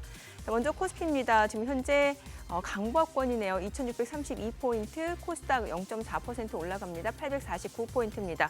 확실히 호가와는 또 분위기가 달라요. 호가에서는 코스피 쪽의 상승 탄력이 조금 더 커질 것으로 예상이 됐었는데 지금 막상 개장하고 나니까 이제 코스피는 강보합권, 코스닥은 0.4% 상승세입니다. 시가총액 상위 종목 시초가도 보도록 하겠습니다. 삼성전자가 지금 0.6% 올라갑니다. 지금 시초가가 76,600원, SK하이닉스도 0.7% 상승 중이죠. 173,200원. LG 에너지솔루션은 1% 떨어집니다. 37만 4천 원이고요. 삼성바이오로직스가 0.8% 하락합니다. 79만 5천 원. 삼성전자 우선주가 0.7% 올라갑니다. 6만 4,400원이고요. 현대차가 2.6% 강세입니다. 25만 1,500원 선에서 거래되고 있습니다. 최근에 사흘 연속 상승세가 이어지고 있고요. 외국계 채무를 통해서 매수세도 꾸준하게 유입되고 있습니다. 기아도 2.6% 강세입니다. 11만 8,200원. 셀트리온은 약보합으로 17만 8,400원이고요. 포스코홀딩스가 0.7% 떨어집니다. 39만 2천 원. 네이버가 약보합으로 18만 800원에 거래되고 있습니다. 오늘 자동차 섹터 힘이 굉장히 좋네요. 코스닥 시가총액 상위 종목 시초가도 보도록 하겠습니다. 코스닥에서는 에코프로비엠이 오늘 2% 떨어집니다. 어제 5% 이상 올랐다가 지금 하루 만에 또 빠르게 좀 물량들이 나오고 있는 상황입니다. 지금 23만 5천 원이고요. HLB가 소폭 내림세로 10만 5,800원. 알테오젠이 1% 올라갑니다. 16만 8천 원이고요. 엔캠 오늘 반등 보여줍니다. 2.9% 상승으로 28만 3천 원. HPSP가 1.2% 올라갑니다. 4만 4,400원이고요. 리노공업도 1.2% 상승합니다. 25만 2,500원. 셀트리온제약도 오름세네요. 9만 2,100원. 레인보우 로보틱스가 1% 이상 상승합니다. 17만 3,700원. 이오테크닉스 2.4% 상승하면서 23만 5천 원에 거래되고 있습니다. 오늘 시장 대비 상승을 보여주고 있는 섹터 종목들 좀 확인을 해보도록 하겠습니다. 오늘 CXL 관련주들 흐름 좋습니다. 네오셈이 4% 상승합니다. 11,320원에 거래되고 있고요. 퀄리타스 반도체도 지금 3% 가까이 올라갑니다. 엑시콘도 2.9% 상승하는 중입니다. 26,200원이고요. QRT도 2.5% 상승 중이고요.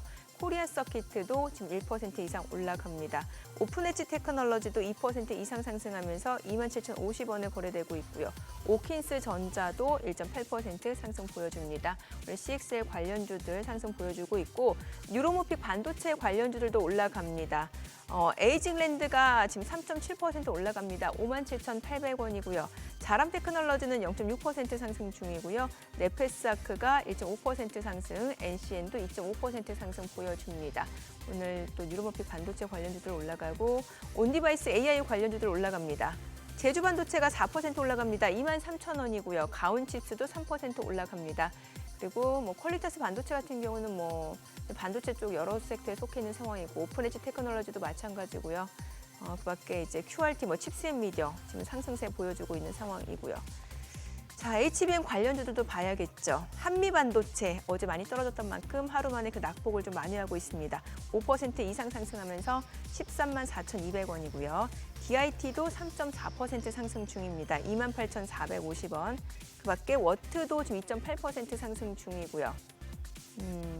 고영도 2% 이상 올라가고 오로스 테크놀로지도 지금 1% 이상 상승 중입니다. 오늘 반도체 섹터가 일제히 강세를 보여주고 있다라고 보시면 될 것 같습니다. 오늘 게임주들도 흐름 좋습니다. 위메이드 맥스가 26% 급등 중입니다. 12,500원이고요. 위메이드도 14% 급등합니다. 52,700원. 그밖에 W게임즈도 지금 5% 강세고요. 크래프톤은 5% 넘게 떨어지고 있는 상황입니다. 오늘 게임주가 상승을 보여주고 있는 상황이네요. 지금 시각 9시 4분 지나갑니다. 수급 상황 좀 체크를 해보도록 하겠습니다. 오늘 유가증권 시장에서는 개인 투자자가 681억 원 순매수고요. 외국인과 기관은 각각 423억 원, 253억 원 매도 우입니다.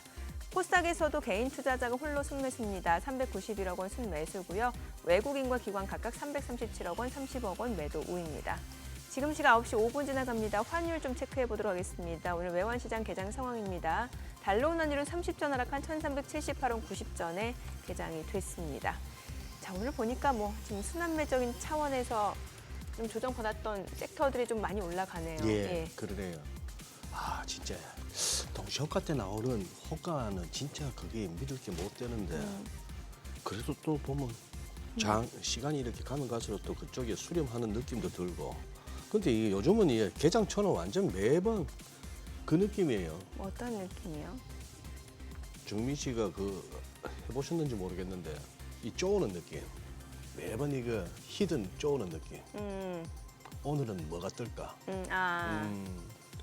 동시호가에서는 꽤나 큰 폭 상승처럼 보였는데 쪼았는데 꽝이 나올 수도 있는 원하는 카드가 요즘 안 뜰 수도 호가하고는 있는. 개장하고는 좀 많이 다르죠. 많이 다르네요. 많이 네. 다르고 또 이렇게 같이 이렇게 비슷하게 가주면 이렇게 거래하기가 편할 텐데 네.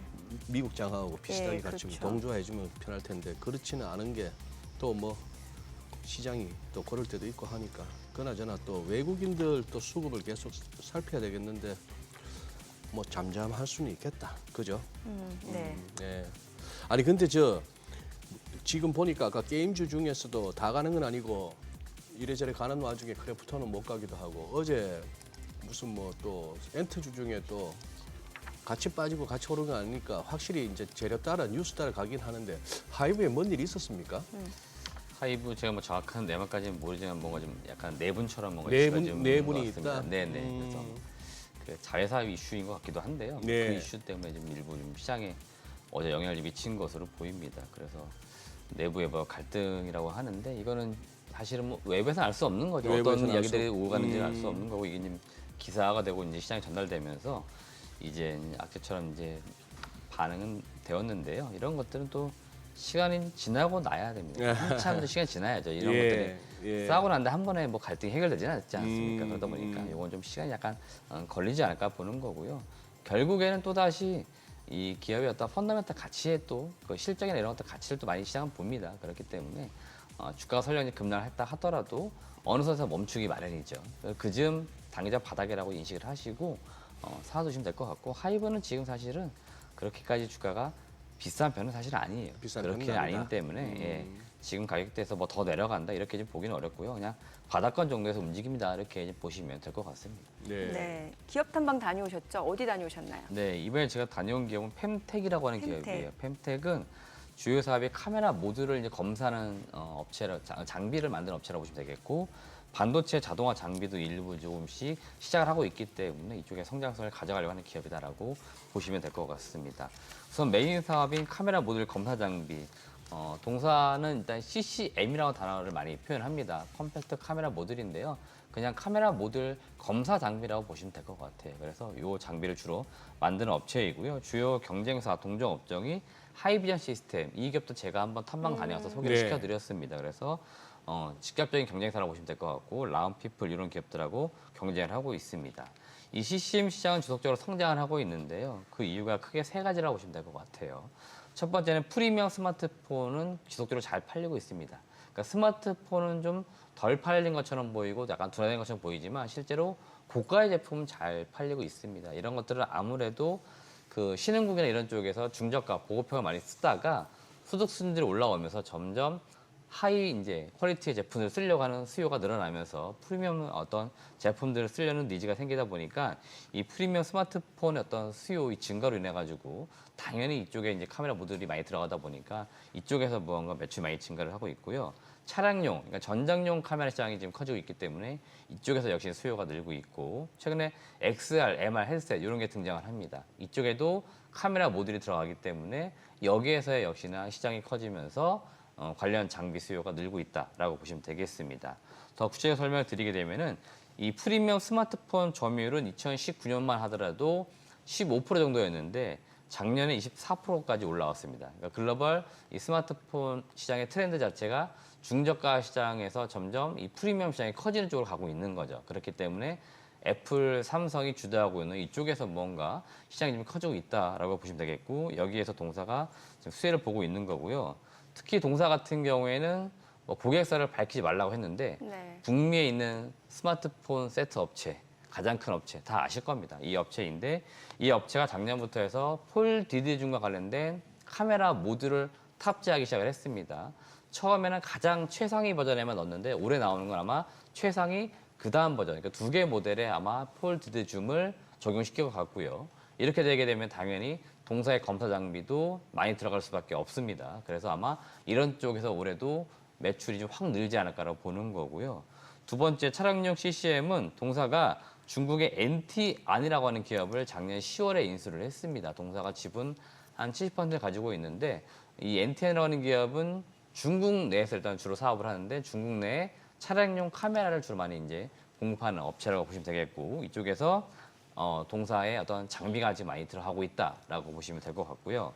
XR 기기 역시 주요 이제 고객사가 될 것 같아요. 최종 고객사 될 것 같은데 북미에 있는 최종 가장 큰 세트 업체 이쪽으로 지금 들어갈 것으로 보이고 이 XR 기기는 지금 대략 카메라 모듈이 한 4개에서 많은 6개 들어간다고 하는데 나중에는 한 10개 이상 들어갈 겁니다. 카메라 개수가 더 늘어나게 되면 당연히 검사 장비 수요도 늘어난다. 그렇게 놓게 볼 때는 전체적으로 시장이 계속 커지기 때문에 여기에 초점을 두시고 실적이 잘 나오는지 보시면 될 것 같고 성장성은 반도체 자동화 장비 쪽에 있습니다. 네. 일단 동사 매출 비중에서 아직 한 2%밖에 안 돼요. 그런데 향후 10%대까지 끌어올리겠다라고 지금 목표를 잡고 있기 때문에 반도체 장비 시장으로 진출하는 점이 제가 볼 때 성장 모멘텀이 될 거다라고 보는 거고요.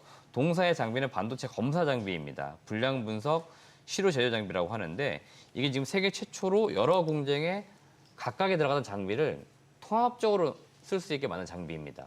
그렇기 때문에 아무래도 장비 단가가 비싸겠죠. 그렇기 때문에 아직은 많이 못 들어가지만 이게 고객사 입장에서는 여러 장비를 쓰는 것보다 이 통합 장비 하나 썼을 때 더 좋다 그럴 경우에는 비용도 낮출 수 있고 실제 반도체 생산에 있어서 시간도 줄일 수 있습니다. 그리고 수율도 높일 수가 있어요. 그렇게 놓고 볼 때는 들어갈 여지가 있고요.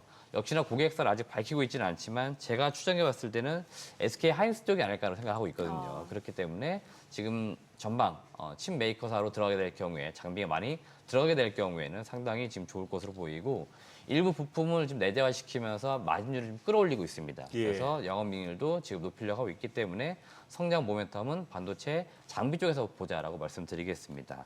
올해 실적은 매출액 한 1,048억, 영업이익은 한 152억 정도 나올 것으로 좀 추정을 하고 있습니다. 작년에 좀 매출 이익이 꺾였는데요. 작년에 인력도 좀 늘리고 하다 보니까 예. 비용이 많이 증가했는데 어허. 올해는 그걸 유지를 시키지만 매출이 좀 늘어요. 그렇기 때문에 어. 영업이익률도 좀 올라올 거라고 보시면 될 것 같습니다. 살펴보니까 작년 5월에 상장됐네요. 네, 맞습니다. 상장한 지는 얼마 안 됐고요. 근데 업력은 좀 되나요? 네, 업력은 거의 15년 넘었거든요. 아, 2005년 그래요? 됐으니까 거의 20년 다 됐습니다. 보니까 상장 당시에는 그래도 한 6천원 근방에서 움직였네. 네, 그리고 맞습니다. 뭐 전형적인 그 상장 이후에 흘러내린 모습이고 네, 맞습니다. 대충 뭐 바닥 잡은 느낌이고. 지금 밸류에이션 PER 기준이 한 6배 정도이니까 그 정도예요? 사실은 주가도 비싼 건 아니에요. 비싼 지금 건 상당히 아니다. 싼 구간에 있고 올해 실적도 개선되고 모멘텀이 많이 앞두고 있으니까 예. 아마 주가 탄력성이 올해 좀 좋아지지 않을까라고 보시면 될 것 같아요. 그 이전에 다녀온 기업과 관련해서 추가로 조금 전해주실 내용 있으세요? 네, 오늘은 제노포커스를 AS에 좀 해드리려고 제노포커스. 하는데 네. 어제 어제 장중에 대단했는데 네. 보니까. 장중에 기사가 나왔는데 어제? 요건 제가 탐방 다녀와서 의견 네. 드렸습니다. 예. 지금 최대 주주와 지금 대표이사가 지분을 한 30% 이상 가지고 있는데 예. 경영권 매각에 대한 생각이 분명히 있어요. 그렇기 때문에 지금 매각 대상자를 찾고 있는 과정에 있고요. 과거 2년 전에도 롯데 측, 그다음에 하림 이런 대기업들이 인수를 하려고 했었습니다.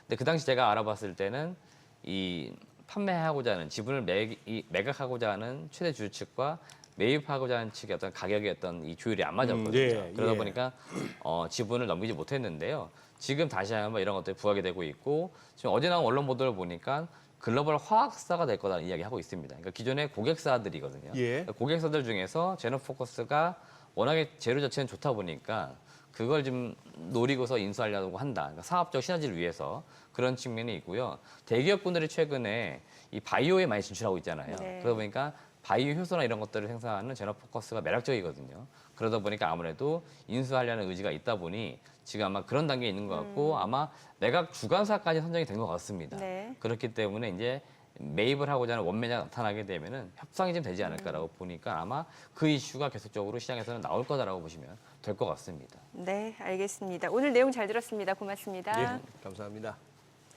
네, 오늘 들으신 기업과 관련해서 더 자세한 정보 원하시는 분들은요. 카카오톡 채널에서 탐방맨 추가하시거나 크존 앱 다운로드 받으시면 다양한 정보 확인해 보실 수 있으니까요. 참고해 보시면 좋을 것 같습니다. 자, 최근 외국인이 또 관심 있게 본 리포트 어떤 것들이 있는지 살펴보겠습니다.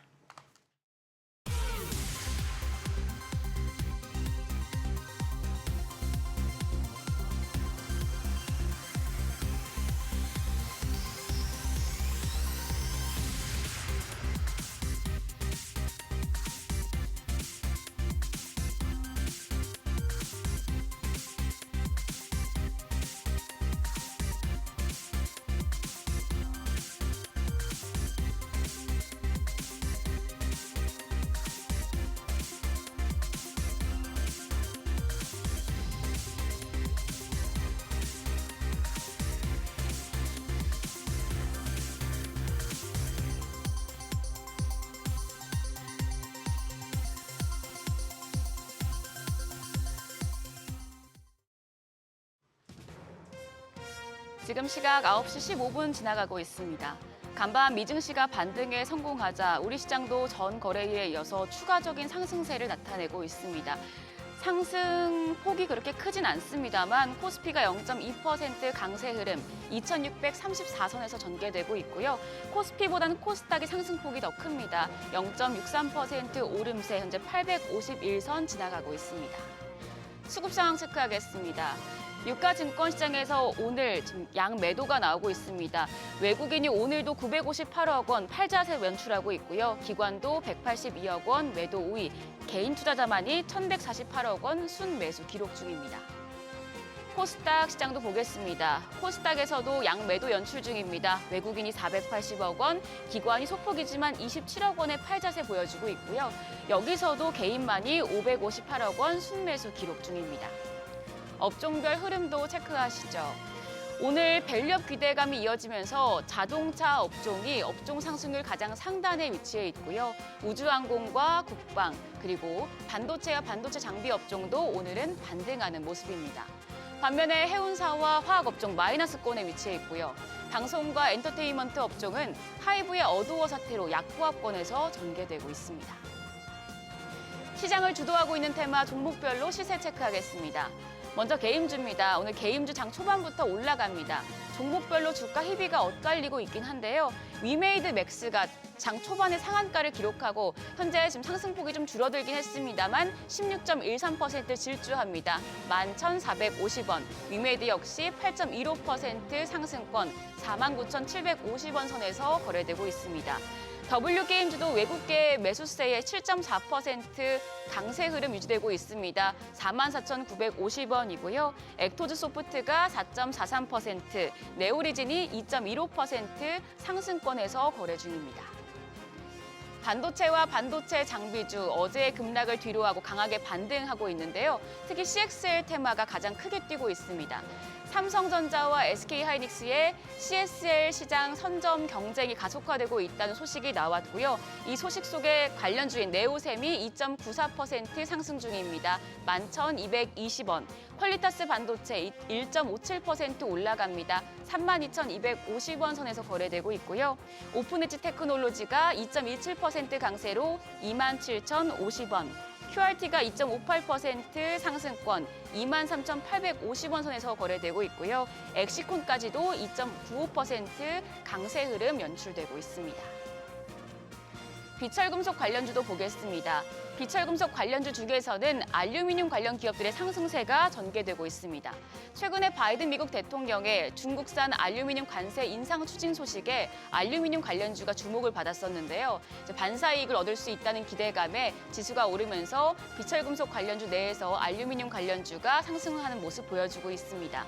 관련주 중에서는 PJ 메탈이 오늘 질주하고 있습니다. 23.64% 급등, 4,550원 선에서 전개되고 있고요. 조일 알미늄이 7.43% 강세, 2,525원, 알맥이 4.3% 올라갑니다.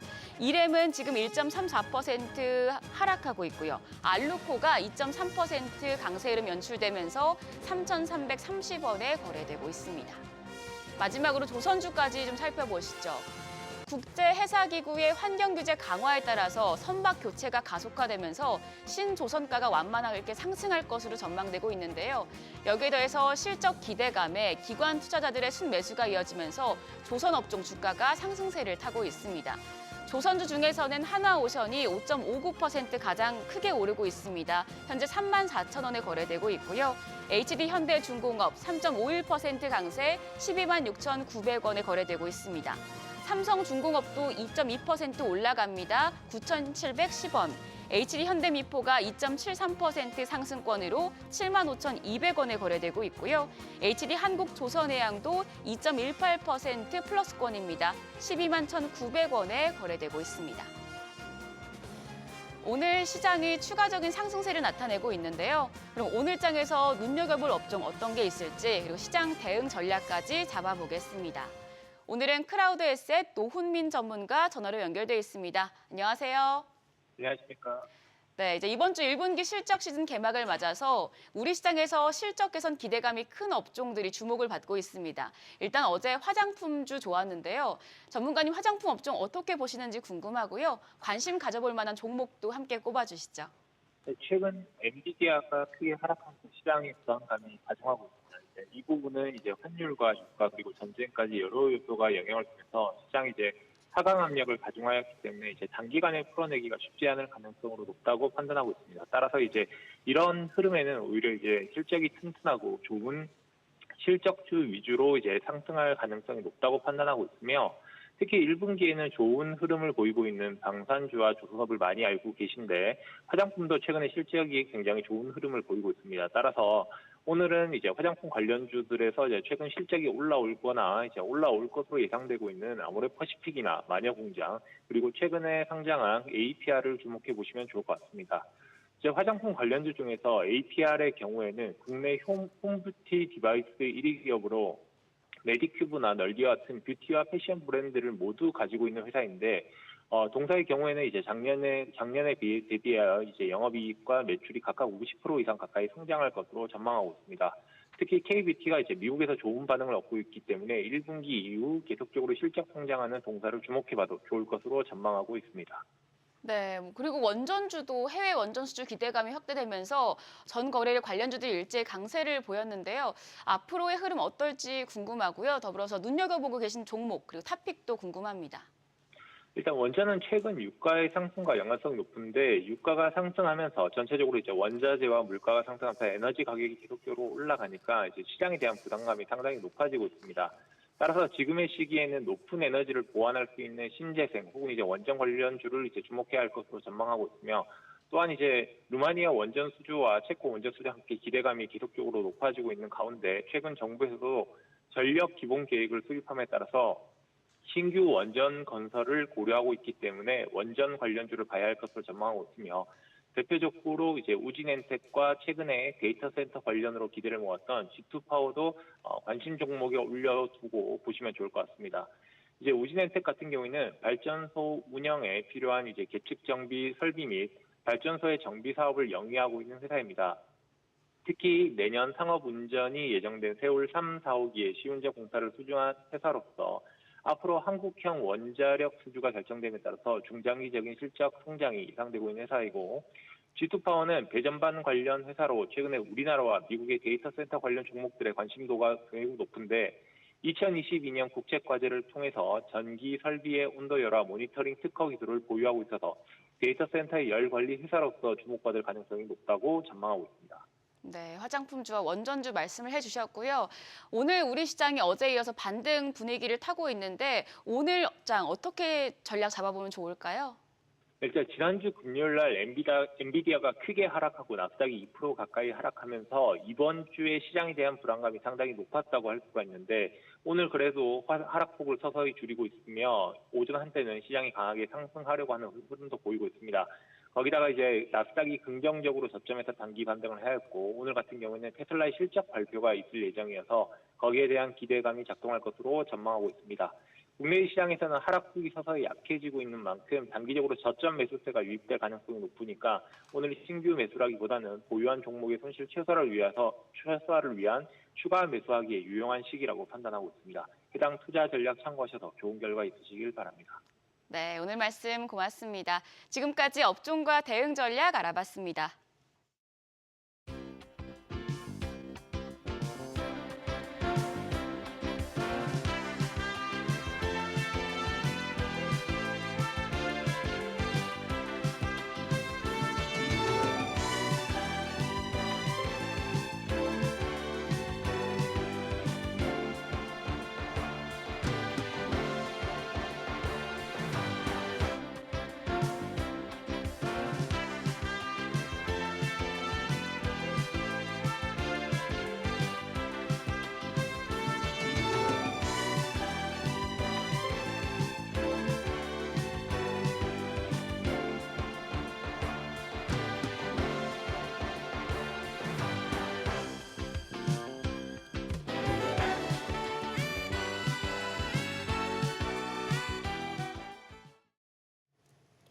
네, 이스라엘과 이란의 충돌이 일단 소강 상태에 들어서면서 달러 원 환율이 지금 1,380원 아래에서 움직임이 이어지고 있는데 하지만 언제라도 다시 불거질 수 있는 중동 위기 그리고 줄줄이 발표되는 미국 경제 지표의 환율 자극에 대한 우려가 큰 상황인 것 같습니다. 오늘 국가개발연구원 김미루 연구위원 연결해서 시장 상황에 대해서 좀 짚어보도록 하겠습니다. 안녕하세요. 네, 안녕하세요. 네, 지금 뭐 환율이 그야말로 롤러코스터 흐름을 타고 있는 것 같습니다. 지난주에 장중에 1,400원대를 찍고 일단 뭐 당국 개입으로 하락하긴 했습니다만 뭐 안심하긴 좀 이른 것 같은데 1,400원대 재진입 가능성 좀 열어둬야 될까요? 최근 대외 여건을 살펴보면 여전히 미국의 금리 인하 시점에 대한 불확실성은 높고 이란, 이스라엘 분쟁 등 지정학적 리스크도 남아있는 상황입니다. 그리고 대내 여건을 보면 근원 물가는 내수 부진의 영향이 반영되며 점진적으로 안정화되고 있어서 우리나라가 미국보다 금리 인하를 먼저 할 가능성도 있는 상황이므로 환율이 일정 수준 이상 상승할 가능성을 완전히 배제하기는 어려운데요. 다만 우리가 이것을 크게 염려할 필요가 있는지를 고민해 봐야 됩니다. 먼저 최근 거시경제 상황을 보면 반도체를 중심으로 수출은 빠른 회복세를 보이고 내수는 부진함에 따라서 경상수지 흑자가 지속되고 있는데요. 이 경우에는 일반적으로 점진적으로는 환율이 하향 안정화될 것을 기대하게 됩니다. 또한 우리나라 외환 보유고를 살펴보면 약 4,200억 달러, 한화로는 580조 원 가까이 되는데요. 현재 우리나라 국고채 잔액 등 외국인이 보유하고 있는 잔액이 약 211조 원이라서 우리나라 정부가 외국인에게 빌리고 있는 돈을 외국인이 한꺼번에 회수한다고 해도 외환 보유고로 다 막을 수 있을 정도의 규모입니다.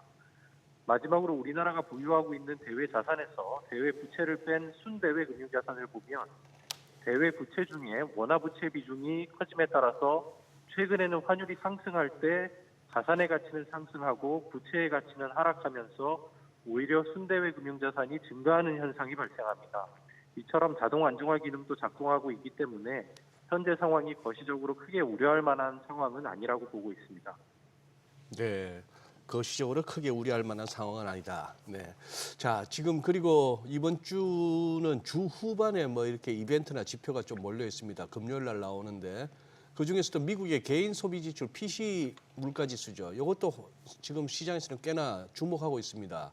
어떻게 전망하고 계십니까?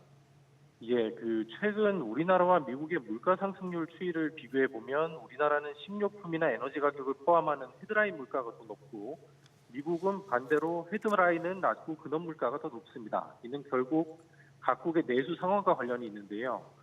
우리나라는 현재 내수가 부진한 반면 미국 PC 전망에 단서가 될 미국 총수요 압력을 살펴보면 현재 미국은 소비자 심리지수 등 소비 관련 심리지수 상승세가 지속되고 있습니다. 따라서 당분간 총수요 압력이 급격히 커질 것으로 보기는 어렵고요. 또한 소비자 물가지수, 즉 CPI보다는 반영률이 낮지만 여전히 PCE에도 15% 내외의 비중을 차지하는 주거비 물가 상승률 추이도 중요한데 최근 미국 내에서는 주거비 상승으로 어려움을 겪는 인구가 약 30%에 육박할 만큼 상승세가 높다고 알고 있고요. 다만 이제 최근에는 주거비도 점차 하락하는 추세에 있긴 해서 3월의 경우에는 약 2.7%를 시장에서 예측하고 있지만 저도 정확한 숫자는 어렵지만 흐름상으로는 다소 느리게 점진적으로 하락하는 모습을 기대하고 있습니다. 관련하여 통화정책 파급에는 보통 2에서 3분기 시차가 존재하기 때문에 하반기나 적어도 연말에는 통화정책 기조 변화 가능성은 여전히 높게 보고 있습니다.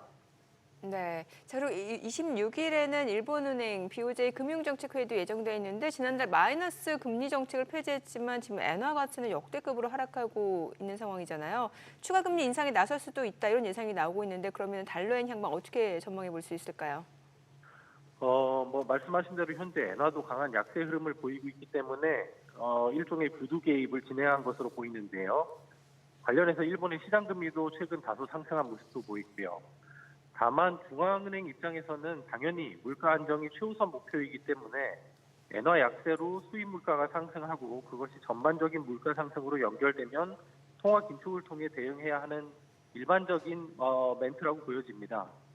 한편 최근 일본의 물가 흐름을 보면 헤드라인 CPI는 연초에 1월에서 2월 넘어가면서 반등한 후 점차 내려가고 있고 근원 CPI는 꾸준히 하락 추세에 있습니다. 따라서 엔화 약세로 인한 물가 반등이 강하게 나타나지 않는 이상에는 현 수준의 통화 정책을 당분간 유지할 가능성은 높아 보입니다. 관련해서 또 일본은 과거 저물가로 중앙은행의 신뢰까지 일부 훼손되며 매우 고생을 했던 국가인데요. 따라서 통화 정책의 실수를 범하면 과거처럼 2%를 크게 하회하는 물가 상승률을 목도할 수 있지 않을까 오히려 고민이 되는 측면도 있을 텐데 이 부분까지 잘 고려해서 판단할 것으로 보입니다. 네, 마지막으로 유럽 쪽도 한번 짚어봐 주시죠. 지금 이제 ECB가 연준보다 먼저 금리 인하에 나설 것으로 전망되고 있는 그런 상황인데, 자 그러면 6월달 유럽 ECB의 금리 인하가 기정사실화되는 상황에서 그럼 유로화가 더 약세, 달러 더 강세 이렇게 전망하는 게 맞을까요? 말씀하신 대로 현재 유럽과 미국의 통화정책 기조에 디커플링 발생이 높은 확률로 발생할 것으로 보이는데요. 원래 금리 인하기에는 특히 각국의 경제 사정에 맞추어서 통화정책을 진행하기 때문에 흔히 있는 일입니다. 특히 유로존은 실물 경기 전반이 부진한 흐름을 나타내고 있고 제조업을 중심으로 심리지수도 악화된 상태인데요. 따라서 유럽의 기준금리가 미국보다 더 먼저 내릴 가능성은 높은 상황이고요. 다만 현재 시장에서도 유럽의 6월 금리 인하를 상당 부분 예상하고 있는 상황이기 때문에 이미 금융지표에는 반영이 되어 있는 상황으로 판단이 됩니다. 따라서 실제 유럽 중앙은행이 기준금리 인하를 단행하는 시점에 달러 지수가 지금보다 큰 폭으로 뛸 것으로 보이지는 않습니다. 네, 오늘 내용 잘 들었습니다. 고맙습니다. 네, 감사합니다. 최신 재테크 트렌드를 다루는 하우머니 시간입니다. 시장 불안감이 계속될 땐 개별 종목 리스크를 피할 수 있는 분산 투자가 무엇보다 중요한데요. 네, 최신 ETF 동향과 유망 섹터까지 알아보는 코너입니다. 오늘은 한국투자신탁운용의 김승현 부장님과 함께합니다. 어서 오세요, 김 부장님. 네, 안녕하십니까. 예. 자, 이제 벌써 4월도 이제 하순에 접어들었습니다. 네. 이제 그동안 계속 출연하시면서 시장 분위기 살펴주셨는데 네. 오늘은 좀 해주실 말씀이 좀 많을 것 같아요. 네, 맞습니다. 오늘 이번에 최근에 네. 시장이 많이 불안정한 모습을 보이고 네. 있죠. 그리고 많은 분들이 투자하신 반도체와 그다음에 미국 빅테크에 대한 우려도 좀 많으실 것으로 생각을 하고 있습니다. 네. 그래도 1분기에는 시장 분위기가 굉장히 좋았다면은 이제는 저희가 조금 더 이런 단기적인 변동성에 대비하는 그런 ETF 투자 전략이 필요할 것 같고요. 그다음에 많은 분들이 조금 단기적으로 불안해하실 수 있는 반도체, 그다음에 빅테크에 대해서도 말씀을 드리도록 하겠습니다. 네, 반도체 그럼 먼저 좀 얘기를 해볼게요. 사실 이제 ASML하고 이제 네. TSMC 실적 발표 이후에 네. 좀 반도체 업황에 대한 우려가 좀 있었던 것 같은데 이렇게 네. 되면 반도체 ETF에도 영향이 있을 수밖에 없을 것 같거든요. 네, 맞습니다. 우선 최근에 물론 어제 엔비디아 좀 반등을 하긴 예. 했었죠. 그래도 반도체가 조금씩 큰 조정을 맞고 있습니다. 근데 이 반도체 업종의 특성상 이렇게 매크로 악재가 나오게 되면 가장 먼저 이렇게 단기 조정을 받을 수밖에 없고요. 최근에 지난주 ASML이라든지 아니면 이 TSMC 실적 발표 때 약간의 우려 사항들이 있었습니다. 그렇기 때문에 우선 단기적으로는 저희가 조금 반도체에 대한 비중을 조금 줄이고 아니면 포지션이 없는 분들은 대신 조금씩 매수할 좋은 시기라고 생각을 하고 있습니다만 단기적인 충격에는 저희가 좀 대비를 해야 될 것 같고요. 그래도 안에 있는 종목들의 실적 발표를 보게 되면은 뭐 AI에 대한 전망이 뭐 안 좋아졌다거나 그런 것보다는 좀 단기의 매크로 악재, TSMC 같은 경우도 대만의 이 지진과 같은 이런 단기 악재들이 좀 많았습니다. 그래서 중장기적으로는 여전히 AI와 반도체에 대해서는 좋은 뷰를 가지고 있고요. 대신에 5월 한 21일, 22일 그때쯤에 이 엔비디아의 실적 발표가 있습니다. 그때까지는 조금 이렇게 단기 변동성에는 주의를 하셔야 될 것이라고 저희는 생각하고 있습니다. 그러나 제가 여기 오기 전에 또 기사를 하나 또 봤습니다. 네.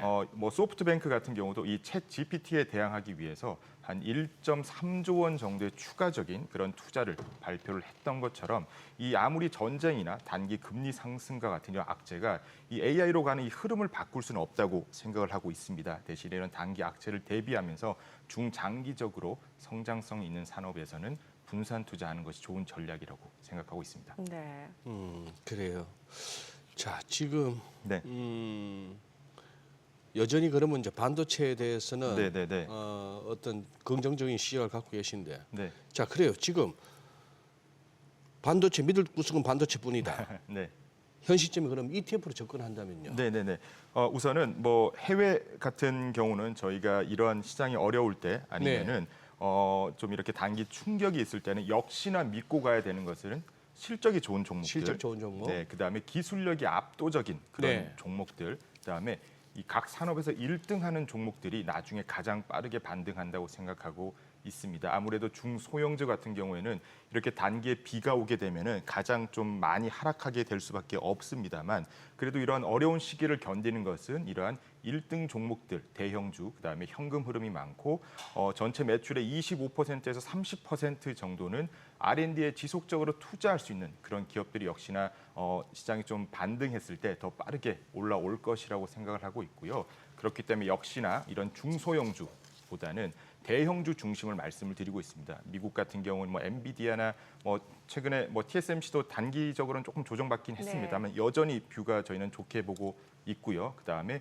ASML 같은 경우도 이 실적에 대한 우려는 조금 있었지만은 이 CEO가 이 컨퍼런스 콜에서 굉장히 자신 있게 반도체 또는 AI에 대한 투자는 이어질 수밖에 없다라고 밝혔고, 그다음에 삼성전자 같은 종목들도 결국은 이 환율이 높아지게 되면 결국 이 수출에 대해서도 저희가 분명히 실적에 좋게 반영되는 측면이 있습니다. 그렇기 때문에 시장이 좀 더 어려울수록 좀 더 1등 기업, 기술력이 좋은 기업, 그런 대형주 위주의 투자를 하시기를 권해드리고 있습니다.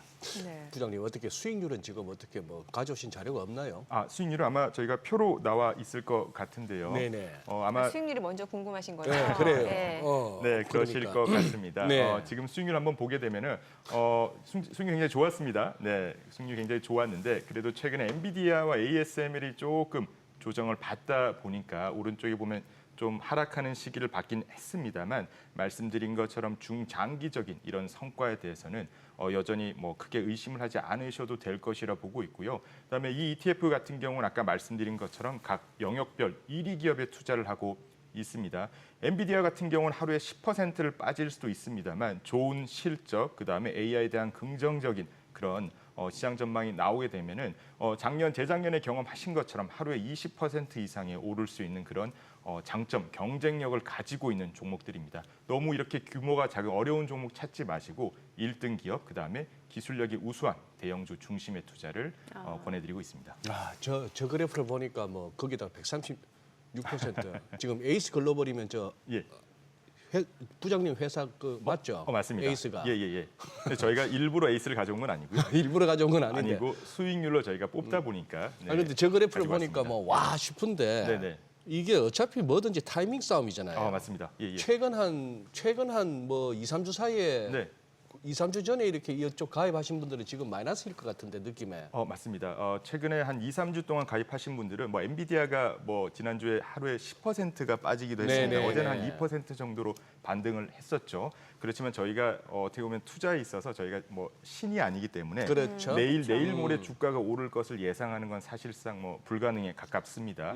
그렇지만은 중장기적으로 전망이 좋은 종목들 같은 경우는 꾸준히 저희가 가지고 가시길 권해드리고 있고요. 만약에 저희 안에 있는 뭐 ACETF의 뭐 AI 반도체 종목들, 뭐 엔비디아라든지 ASML, 그다음에 뭐 삼성전자, 뭐 한미반도체, 이 국내 ETF입니다만 이런 종목들에 대해서 저희가 장기 뷰가 만약에 훼손된다 그러면 저희도 투자를 조금 조심하시라고 말씀을 드릴 것 같습니다만 과거의 상황들, 그다음에 지금 AI에 대한 뜨거운 관심, 이 기업들의 중장기적인 전망은 여전히 높기 때문에 이런 대형주 중심의 투자를 저희가 적립식으로 쌓아가시기를 권해드리고 있습니다.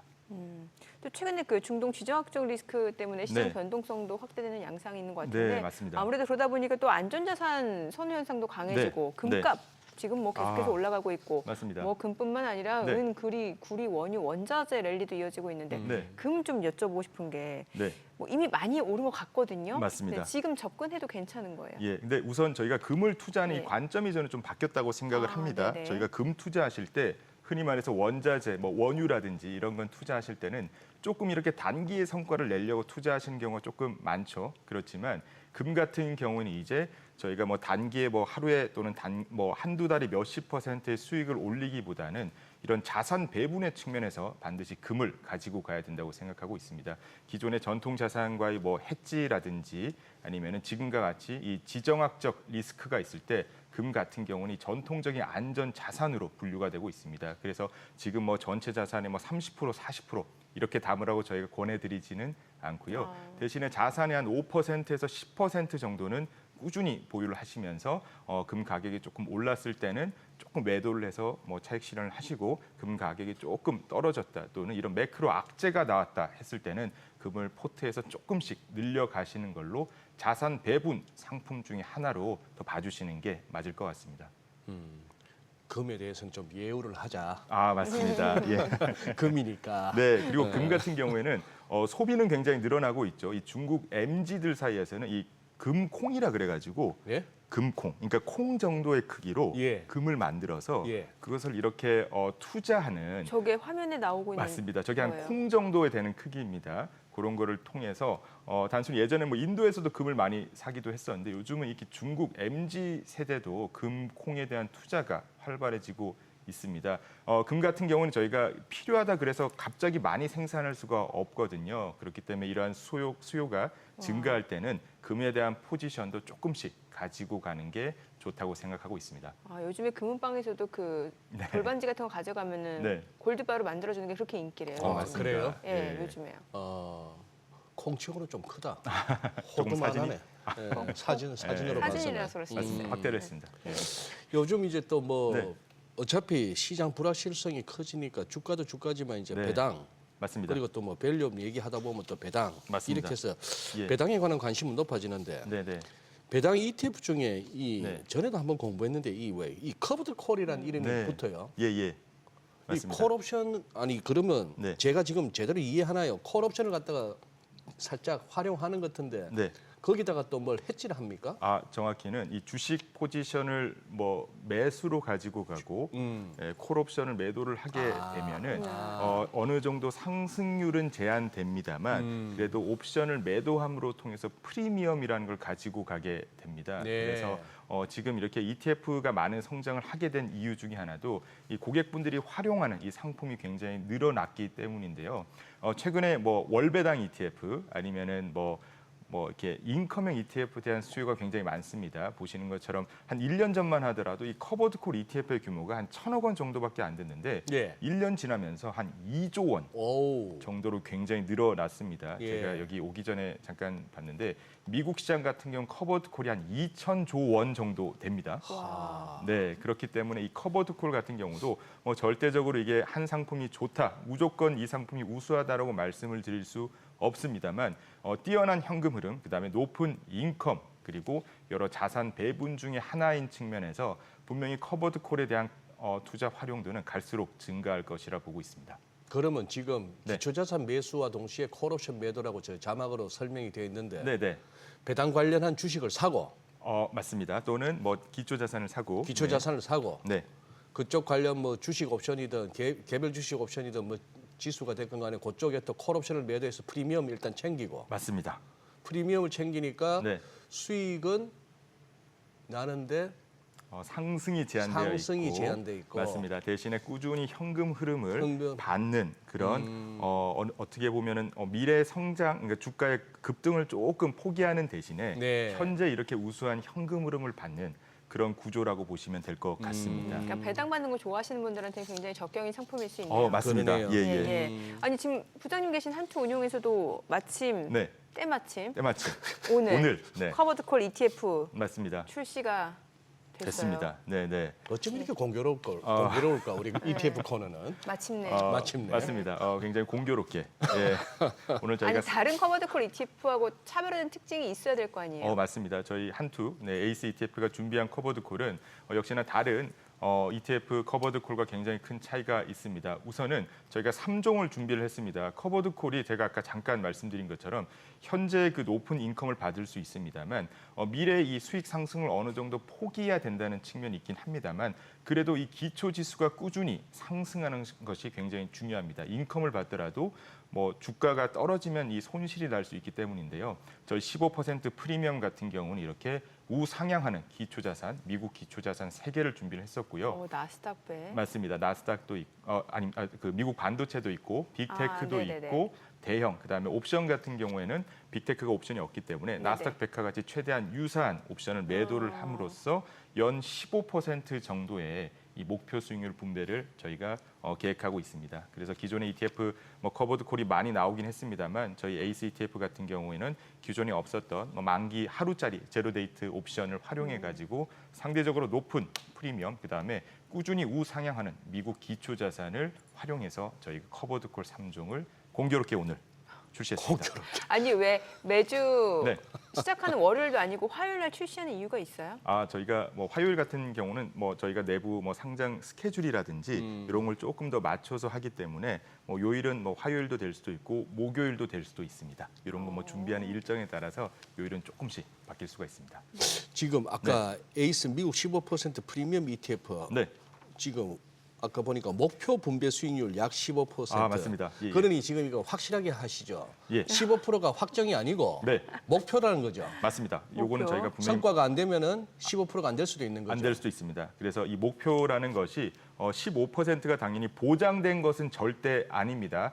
대한민국에 있는 또는 미국에 있는 모든 커버드 콜이 특정 수익률을 보장하는 것은 어떠한 ETF도 없습니다. 네. 대신에 저희가 과거에 충분한 시뮬레이션을 통해서 15% 정도는 충분히 저희가 고객분들한테 드릴 수 있다라는 그 시뮬레이션 과거 판단에 따라서 15%라 말씀을 드린 거고요. 예. 극단적인 시장 상황이 와서 변동성이 너무 적어지게 돼서 프리미엄이 안 나오는 상황이 되면은 당연히 15%가 안 나올 수 있습니다만 과거 시뮬레이션을 통해서 충분히 15%는 저희가 드릴 수 있다라는 판단으로 상품을 출시하게 됐습니다. 뭔가 따박따박 확정적으로 뭘 넣어준다고 약속하고 처음에 들어오면 그거 대부분 네. 폰지 아니면 사기예요. 그럴 수 있습니다. 그럴 수가 있고. 네. 아니 그런데 요거 5천만 원 넣으면 62만 원 배당. 우리 작가님이 이렇게 써놓으셨는데 네네네. 커브드 콜 지금 5천만 원 넣으면 62만 원 배당. 이게 월 62만 원. 월입니다. 그러면 이거 소위 말하는 일부 이자가 넘는데 연율로 15%. 그래서 연율로 15%. 맞습니다. 예. 물론 저건 세전 기준이긴 합니다만 저희가 타겟할 수 있는 수익률이 바로 연 15% 이렇게 봐주시면 될 것 같습니다. 네. 근데 좀 네. 사살 이제 장이 이렇게 네. 좀 흔들리니까 네. ETF분들 무슨 용변은 재주 있습니까? 장 빠지면 같이 수익률 떨어지는 거고. 맞습니다. 예. 그래서 이 상품 커버드 콜 같은 경우도 네. 제가 말씀드린 것처럼 무조건 좋은 상품 없다고 말씀드렸지 네, 않습니까? 그래서 만약에 시장이 10%를 빠졌다가 다음 날에 10%가 바로 회복하게 되면 네. 만약에 주식을 그냥 갖고 있었다라고 하게 되면은 그냥 이렇게 수익률이 회복이 됩니다만 커버드 콜 같은 경우 말씀드린 것처럼 상단이 막혀져 있습니다. 네. 그래서 만약에 시장이 이 상품 같은 경우는 점진적으로 상승하거나 아니면은 조금씩 이렇게 횡보하는 그 장에 조금 더 유리한 상품이고요. 그렇기 때문에 시장이 만약에 극단적으로 떨어져서 반등하게 되면은 기존의 ETF 일반 주식형 ETF 대비해서 회복은 좀 덜할 수는 있습니다. 그래서 꼭 이 상품만 무조건 다 투자하시라 이런 것보다는 말씀드린 것처럼 여러 상품 중에 하나로 커버드콜을 봐주시면 될 것 같고요. 커버드콜 ETF를 고르는 여러 기준 중에서 화면에서 보시는 것처럼 이 4개의 기준을 최대한 충족한 ETF를 잘 선택하시는 것이 바로 성공적인 투자 전략이라고 생각하고 있습니다. 네. 세린메이 네.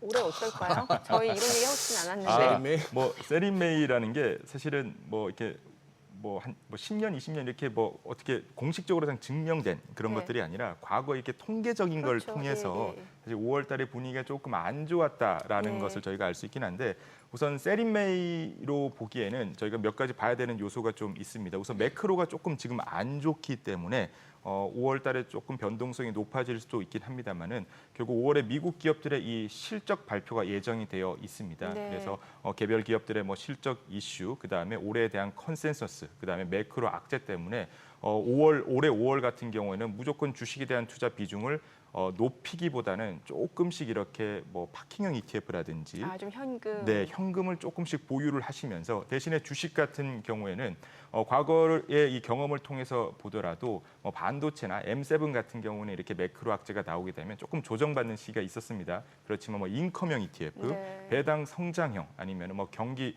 내수 소비 같은 종목들은 오히려 조금 더 좋은 수익률을 보였기 때문에 지난 4월 또는 3월과 대비해서는 조금 포트를 차별화하는 걸 권해드리고 있고요. 대신에 이 지정학적 리스크를 저희가 한번 보게 되면은 과거에 한 1970년도부터 한 50년 정도를 한번 보게 되면 뭐 이라크 전쟁이라든지 아니면 뭐 혁명 아니면 우크라이나 사태 이런 상황들을 보게 되면은 유가가 급등하는 모습을 보였습니다만 그래도 악재들이 해소되면은 표에서 보시는 것처럼 또 빠르게 안정되는 단계로도 이어지기도 했었습니다. 네. 그래서 지금은 현금성을 어느 정도 보유를 하면서 빠르게 안정되고 반도체 중심의 실적 나는 기업들이 반등할 때 저희가 빠르게 투자 전략을 수정하면서 수익을 내는 것으로 가면 좋을 것 같습니다. 네, 부장님 오늘 내용 잘 들었습니다. 네, 고맙습니다. 고맙습니다. 감사합니다. 네, 오늘 개인 투자자 순매수 보여주고 있는 상황에서 외국인들은 뭐 자동차, 금융, 조선 이런 섹터 많이 매수하네요. 네, 또 급락 이후 급등. 오늘은 또 뭐 조금 숨고르기 정도. 네. 네. 저희 방송 중에 전해드린 내용과 관련해서 모든 투자 판단의 책임은 투자자분들께 있다는 점 알려드립니다. 네, 세상의 모든 돈 되는 정보 재테크노 머니쇼. 오늘은 여기서 인사드리겠습니다. 저희는 내일 오전 8시에 찾아뵙겠습니다. 고맙습니다.